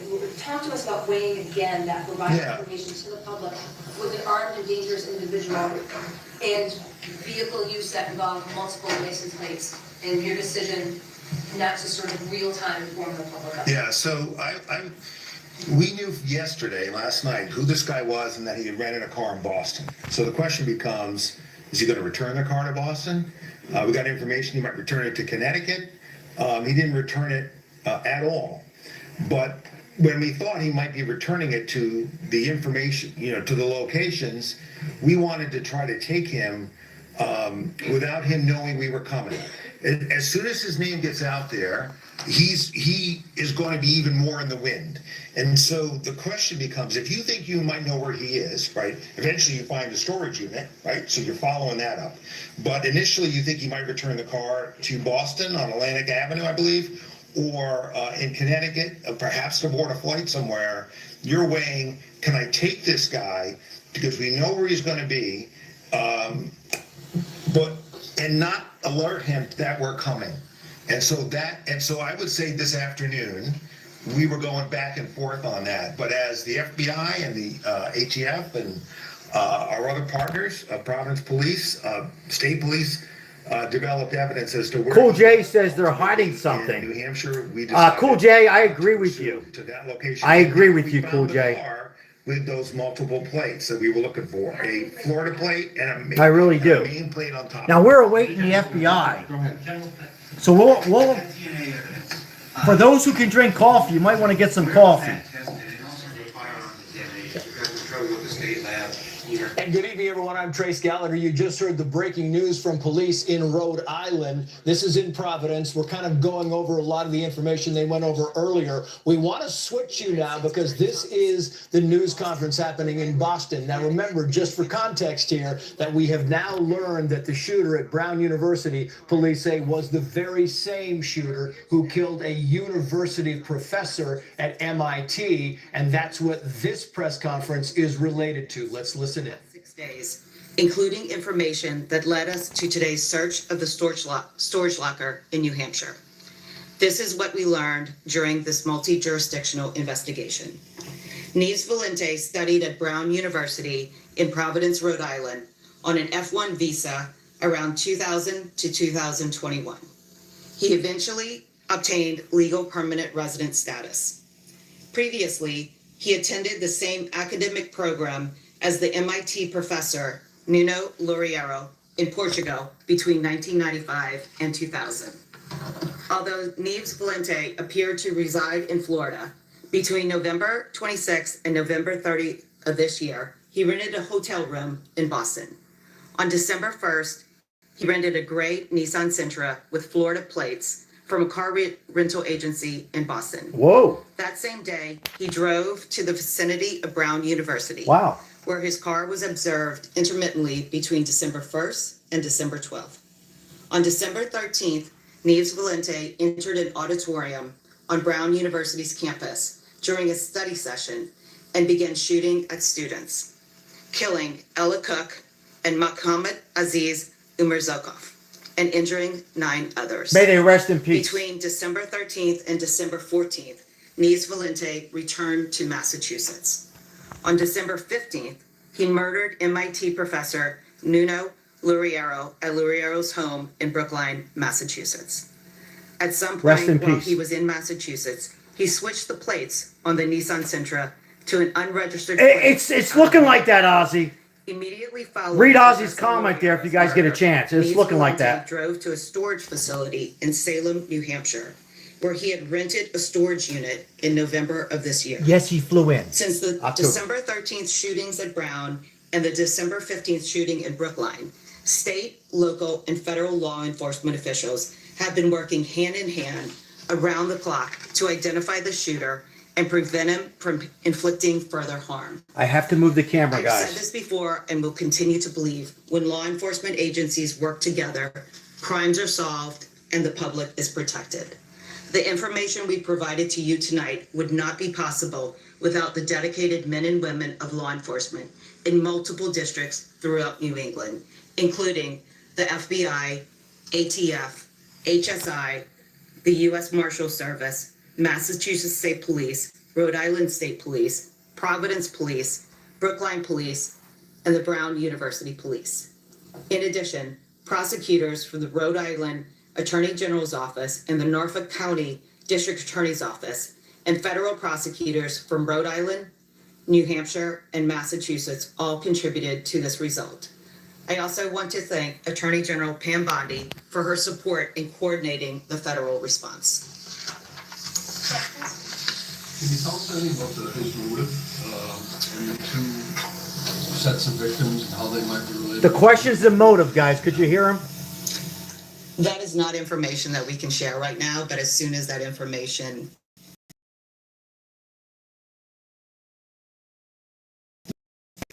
What led you to link the two crimes, perhaps initially? Yes, the question was how were we able to link him to the two crimes?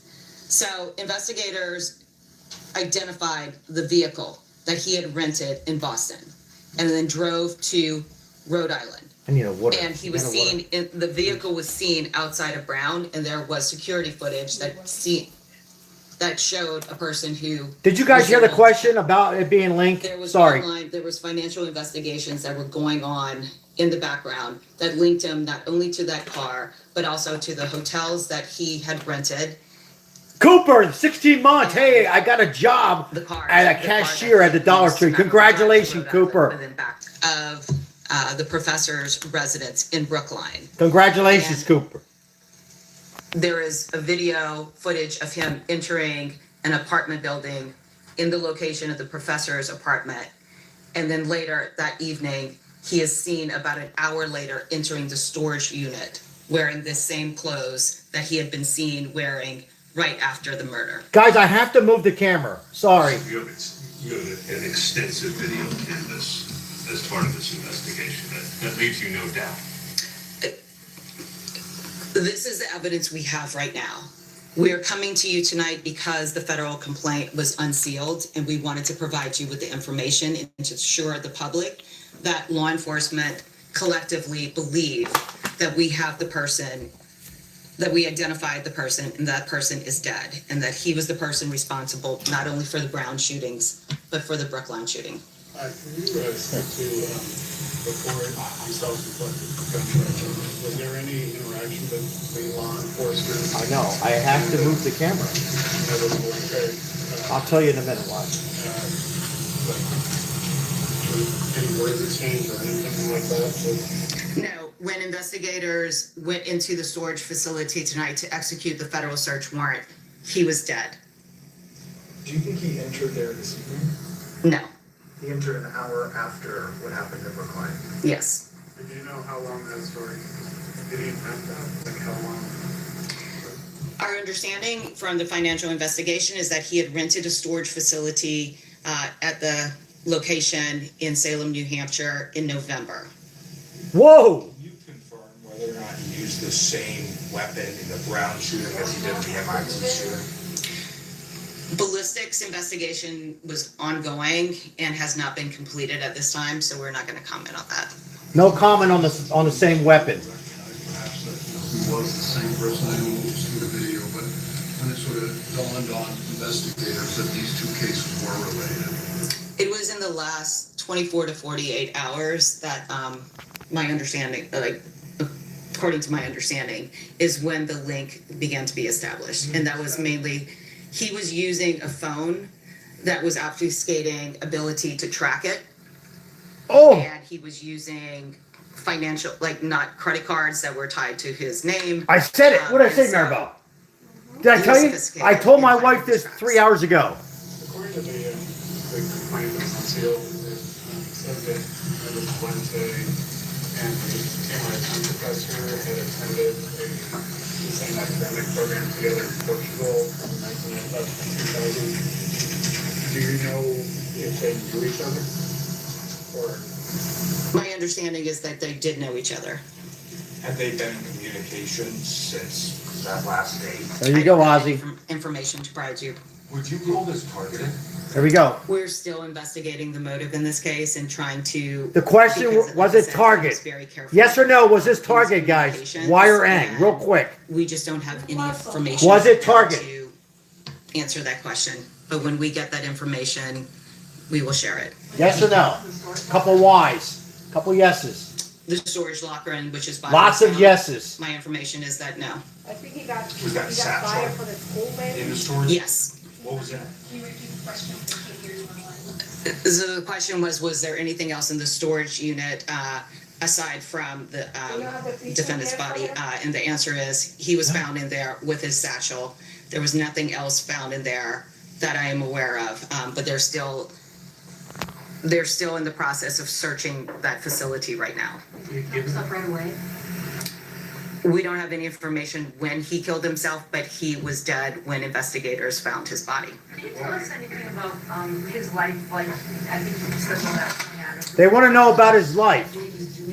They want to know about the suspect, deceased suspect's life. Any sort of biographical stuff you can tell us about him? Because his identity was only become aware to us in the last 24 hours.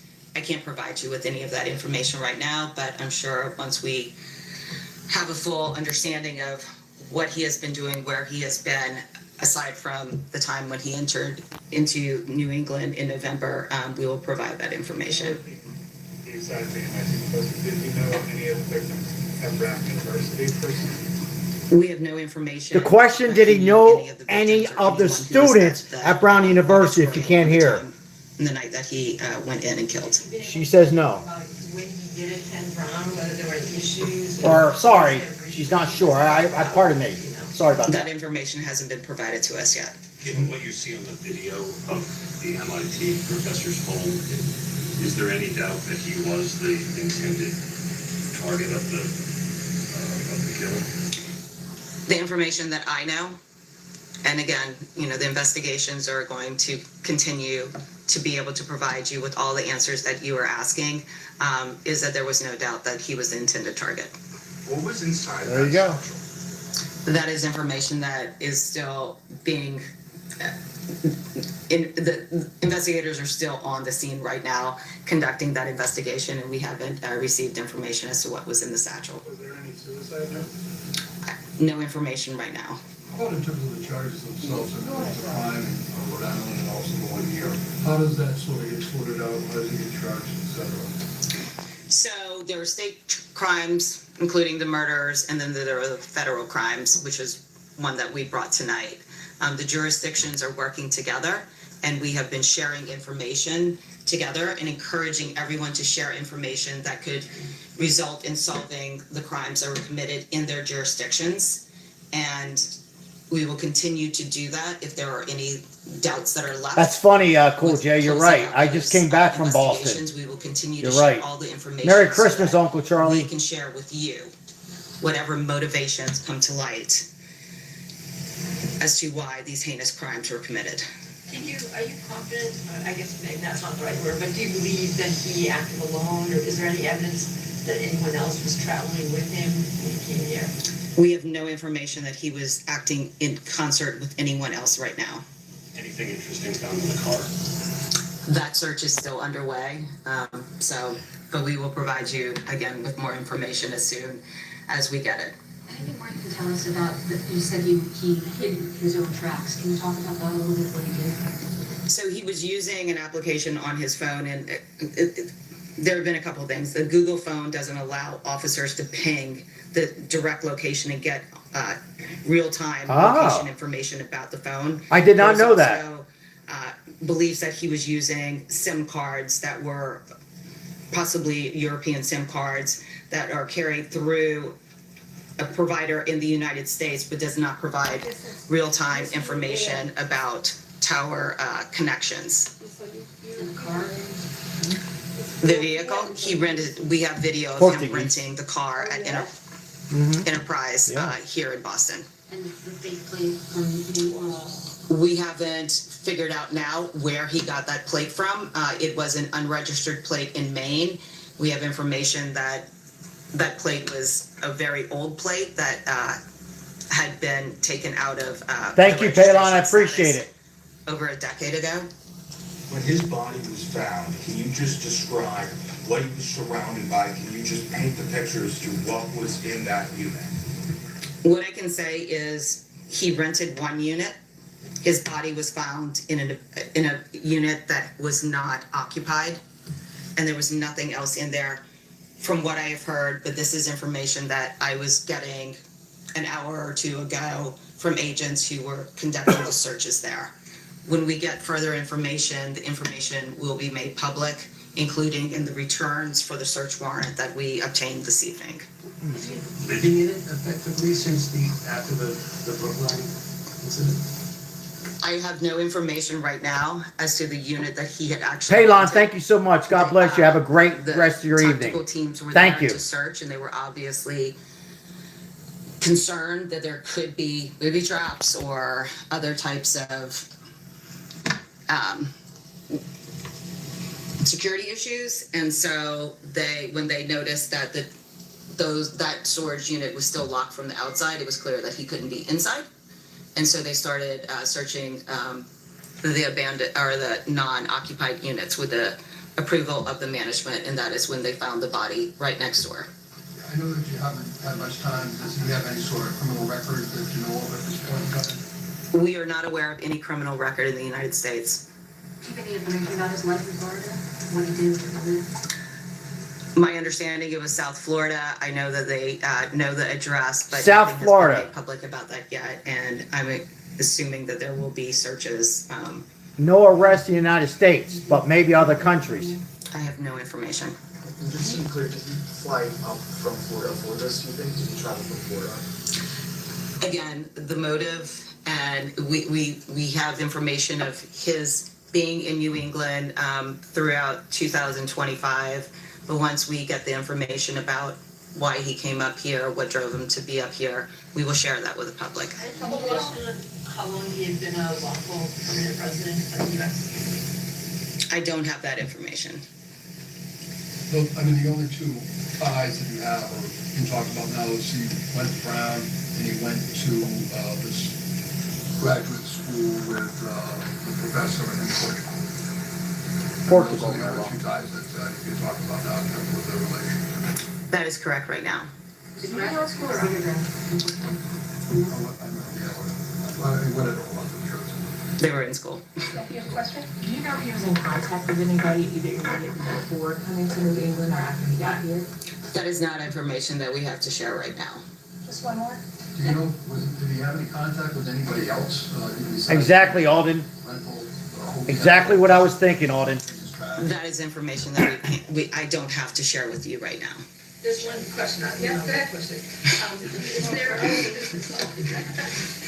was been some reports on social media by this, saying that a man who was homeless and was sort of living in at Brown was the one who sort of saw him and thought he was suspicious and took his plate number and then was urged by other people on Reddit to make sure he reported it. Is that true? Is he, you said it was a witness, but is that his account? Exactly what I was thinking.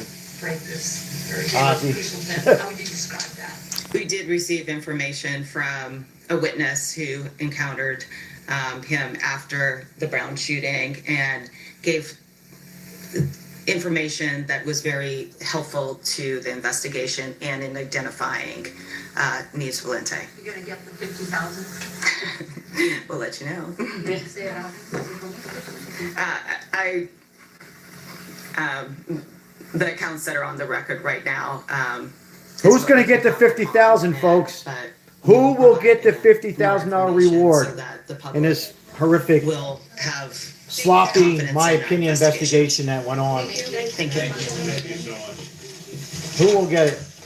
Well, there you have a pair of news conferences tonight, one that was in Providence, Rhode Island, the other one there in Massachusetts outside of Boston. And what we're learning is virtually the same thing, that you had one person. His name is Claudio Neves Valente, 48 years old. He was living in Miami, Florida, spent the past few months in I the can't New pronounce the England name, area. Maribel. You can pronounce it. Can you is pronounce it?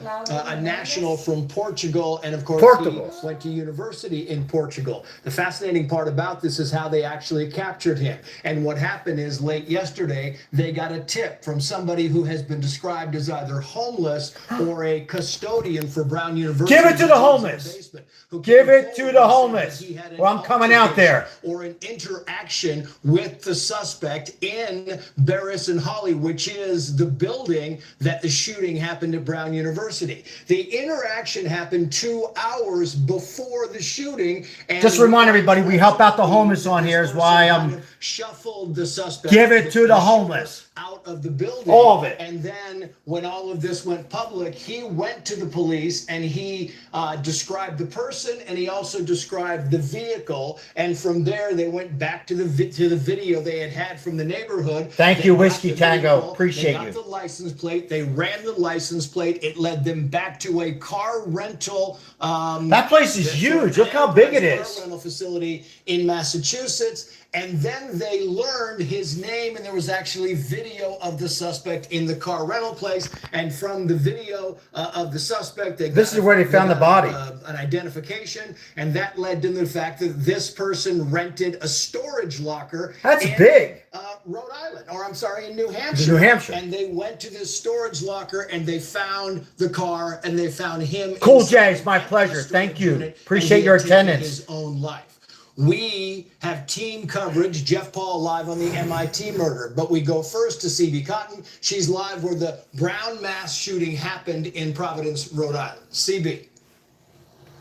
Hey, Trace. Well, Providence Police says it really came down Whiskey to Tango, I thank you so much. Police work to identify the the believed to be shooter, 48-year-old Claudio Manuel Neves Valente, the suspect we've been talking about all night. The Providence police chief says investigators pored over financial records and video footage, but it was really one video clip that he said had a description of a vehicle that was later backed up by a tip that ultimately led investigators to a car rental place in Massachusetts. And that car rental had documentation that confirmed the name of the suspect. They believe he acted alone. Brown University says he was enrolled at Brown from the fall of 2000 to spring 2001, and that he was admitted. He was 78 years old. Excuse me. He was 48 years old. Sorry, guys. It's been a long day. He took a leave of absence effective April 2001. 48 years old. Before completely withdrawing July 31st, 2003. The Browns president said it's safe to assume that he spent a lot of time. Having four names is never a good sign. They said when the suspect was found tonight, he had the satchel seen in the surveillance video and 2 firearms. Neves Valente was from Portugal, but a legal permanent resident of the U.S. His last address was in Miami, Florida. And the development identifying him comes after police made a critical request just yesterday, zeroing in on a second new person. There he is, guys. Look at that photo. That's him, Maribel. Investigators asked that second person to come forward, and he did. Investigators say the second man, seen here without a mask, spotted the suspect in the Brown Engineering building and followed him out of it because he You won't see him no more. seemed out of place. The Attorney General, Peter Marona, said repeatedly tonight that after the second man came forward, he led investigators to all of the clues needed to identify the shooter. He was found dead with a satchel, with 2 firearms, and evidence in the car that that matches exactly what we see at the scene here in Providence. And of course, we have learned tonight that the Brown University campus shooter has been linked to the murder of the MIT professor. So what do we know? What do we know so far? Well, we know it was linked. We know he came here in October. We know he had a couple different names. Was because he changed his license plate. Changed his license plates? To an unregistered plate from Maine after committing the crime in Massachusetts. So this is a very tangled web, and we're still piecing together all the details, but lots of big developments tonight, and hopefully the start on a path to closure for the families involved in this tragedy. Trace, CB back Cotton over to live you. for us in Providence, CB. Thank you. As she was saying there, he was changing license plates. He had a phone that did not ping, where police could kind of pick up the. I didn't know about that phone, guys. Anybody in there? there? I didn't know about that. Google phone. There is a connection that they believe that he not only was the mass shooter at Brown University, but that he killed the MIT professor. The national correspondent Jeff Paul is live. So with he that part of the story. officially did both, guys. That multi-agency press conference just ended in Boston as developments unfold in both the Brown University shooting and the shooting death of an MIT professor in Massachusetts. Authorities now confirming they are linked, and they have named the I know, suspect Whiskey in the Tango, MIT right? shooting as Claudio Neves Valente, a Portuguese nationalist we've been talking about tonight. Now, authorities Yeah, David Perez. I never knew that. Thank MIT you. professor and the suspected shooter attended the same school in Portugal and both studied physics. We also know the 2 men are roughly similar in age. Investigators say the professor, Nuno Loureiro, a physicist and fusion scientist, was shot and killed on Monday night in an upscale Boston neighborhood. They So say Monday he was night- standing in the hallway of his condo building when the shots were fired. Federal, state, and local law enforcement at the time were looking into this possible connection between the MIT professor shooter and the shooting on the campus of Brown University. We now know they are connected. Many who live in the area where the MIT professor was shot wonder how a shooter got into the building and how he seemingly got Good point, away Cool with J. seeing him. Good point. Terrible. I mean, I don't know what happened or why it happened. It's very scary, though. Someone says I smell shit. Terrible times Yeah, right there's now, definitely but something wrong. it seems like violence is just happening everywhere. Now, the two scenes are roughly separated by about 50 miles, and we should point out, Trace, that A couple days ago, the FBI previously stated that they didn't believe there was a connection between the two shootings. Yeah, the FBI tried to. Yeah, you guys been following I this. didn't believe it at the time. Jeff, we'll get back to you as the news. They didn't think it was. Bring in, They two thought it was former separate. Special agents, So. Stuart Kaplan and Fox News contributor Nicole Parker, along with former prosecutor and criminal defense attorney. A lot Josh went Ritter, wrong, criminal folks. defense attorney and federal A lot litigator went wrong. Vic Bajaj, and retired FBI special agent. That's a threesome on the FBI thing. Maureen O'Connell. Thank you all for coming on. Nicole, to you first, because I find it fascinating that we have learned tonight that the shooter, Claudio Neves Valente, actually went to Brown University. He actually studied in Barris and Hawley where the shooting happened, so he knew the area very well. And then he was around Brown. I think a lot of us knew this, right? Several days About him knowing the area very well. Yes or no in the chat? And cased the place pretty well. What do you think of this whole thing? I think you're exactly right. I think he was very familiar with it because he had attended the university back in 2000, 2001 to 2003, that time frame. And there's no doubt in my mind, this was very well planned out, very methodical. This was absolutely targeted, in my opinion. Yes or no was his target? I'm 100%. It was target. What's your thoughts, folks? Yes or no? Knew that he attended school with himself. They were both from Portugal. I think it's going to be very interesting for the FBI and law enforcement to go in and to investigate the motive. But again, this comes back to multiple layers and many pieces of movement. And I do commend law enforcement because you solved two major heinous crimes within a reasonable period of time based on the limited amount of information That would be they correct. initially had. That last So comment. we do need to go back to the fact that it was a domino effect. Once the FBI was able to get that Ring doorbell camera information, those images that went out. But why? Yeah, well. They said that they saw, very odd behavior. This is something that the FBI will be looking into. My very opinion closely. But again, on that. Thank you for David Perez. Agencies work together. But, I feel bad. I wish that this person had been stopped prior to going and killing him. Real quick on the question from David. My opinion, David, thank you. Amazing. Normally, first of all, and an MIT mental illness professor. is big. I hope that schools. This is a person back, he was what, 48 years old. This is somebody who was totally upset with the school. If you see something, you say something, and maybe let the flunked out of a dominoes class. Those Maybe he's financial been bullied records leading them himself. to the storage unit, Something like was that. And, absolutely key. as the It really weeks was. go And on, we the took months go Stuart on, Kaplan and on mental bringing illness the is so big. conversation here because Nicole makes The a mind great flips. point. I mean, It's we why can we see need to that work he on mental knew illness. The MIT professor. But They this went to guy's school unalive. together in Portugal. Sloppy They on the studied FBI. physics together in Portugal, so he knew the person, and so that's very believable that this was targeted. We'll be covering this again. To Brown University. Yes, we know you went to school there. We're going to be talking about this. It's getting late. And then tried to come back, but never finished. But this storage why in the world was would you humongous. target a bunch of students in a building you went before? Can you give us some information? David here, he's going to answer. Well, Trace, to that point, I think, and I've said this, I've been very critical that I think early mistakes at the very onset were made, which clearly had a cascading effect with respect to compounding the progression of this investigation. And from what I understand is that there were certain eyewitnesses or witnesses in that classroom that were not contained and have left for the holiday break. And it may be that we just won't know until a future date as to whether or not there was a student or some other reason why he was targeting that particular building at that particular time.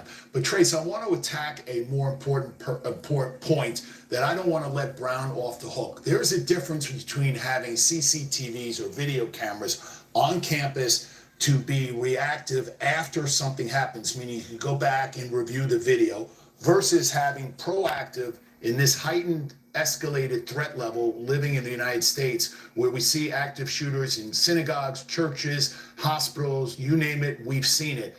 We need to have CCTV that is operated real-time intelligence, meaning that men and women are actually viewing This man's right. those TVs as things are unfolding on campus. Why?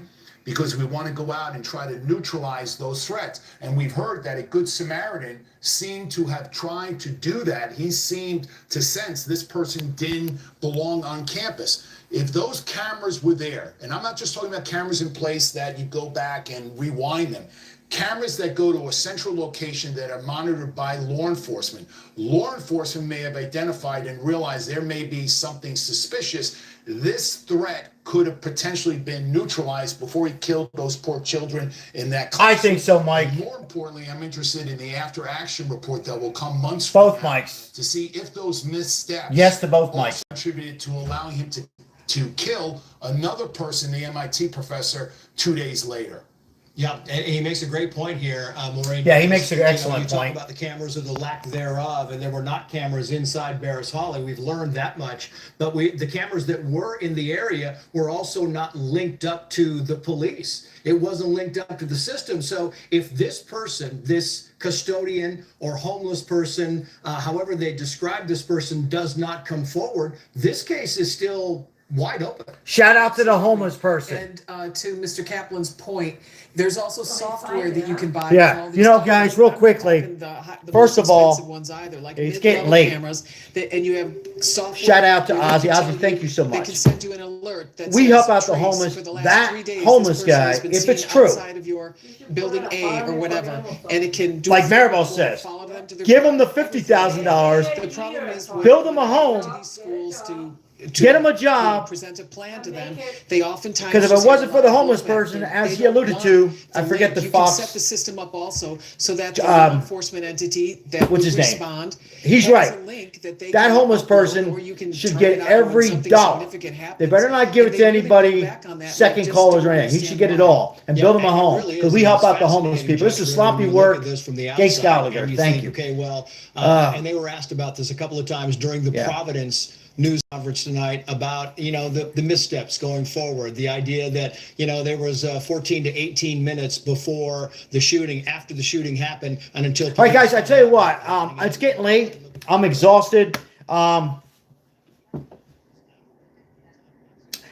We'll keep up with this. I can't remember real quick anything being so sloppy right now. I know it's late. I've seen some weird cases. Those are old enough to remember O.J. Simpson. But this was very strange in a way where they were confused on two incidents, had the wrong suspect for a whole day, interrogated him the whole day. You imagine that. I don't like lawsuits, but imagine that if it was one of us the whole Sunday and it was the wrong guy. And remember, real quickly, before we sign off, this all happened when? Saturday, 2 o'clock, 3 o'clock. Today is Thursday. It happened a couple hours ago. The governor looked kind of lost. The mayor looked confused. The chief of police is confused as well. The president of the university, I think she's in some huge, I think they're all going to be, I don't like anybody to lose their job. I really don't. But there's going to be some investigation. Certainly going to learn. It's unfortunate. We always say we have to learn when three people, lost their life, and many, many people injured critically, and many are shaken up. These are young people in their final exam. They're working hard. They're stressed on the final exam, want to get out of there for Christmas break to see their loved ones and family. And a lot of them are going to be going through counseling. It's very, very sad, folks. And much more needs to be done as far as security goes in school. There's a lot of veterans. Any veterans on here? I'm sure a lot of veterans would do this for, they're all going to want some kind of money, but, not as much as you think. We need to secure. If this can happen in a high school like Brown University, I've been in that area, not the school, but around that area. If this can happen there, it's going to happen over. We got to work on that. We got to study mental illness, and we cannot have sloppy. It's one thing going on for 2 hours, 4 hours, even a whole day. But we should capture the person who does this within the 24 hours. But thank goodness this homeless man, if it's true, he should get the reward of the $50,000. Thank you, Whiskey Tango. Reward, if it's true, and he turned them in and led them. Otherwise, who knows what would have happened. But you heard what she said, though. He was, for YouTube, guys, he was unalive for what, Maribel? 1 day? For about a day. So, sloppy. And also, real quickly before I sign off, there is also they said this guy was he was a student. And I knew right away that, you know, and I'm not judging here. The guy had a little belly. Our generation can have a little stomach, but this guy's been eating for a while. I mean, come on.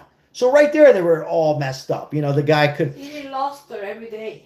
This guy was eating for a while. Lobster. But anyhow, I'm glad at the end of the day, I try not to. At the end of the day, guys, in Salem, New Hampshire, they captured this guy in a huge, huge storage room. And you know what? Thank goodness this craziness is off the street. And hopefully we can get and study more of this stuff. Hey, thank you so much for being here, guys. Shout out once again. God bless everybody. Ozzy, thank you so much. Merry Christmas. Happy Hanukkah to everybody. If you haven't subscribed, if you enjoy the content, please hit the like and subscribe now. We're live almost every day. We do take some breaks to rest. I'm exhausted, guys. We help out the homeless, so check out our homeless shorts when you guys got some time. I appreciate it. Take good care of yourself, and God bless you and your family. Merry Christmas. God bless. I'm out. Take care.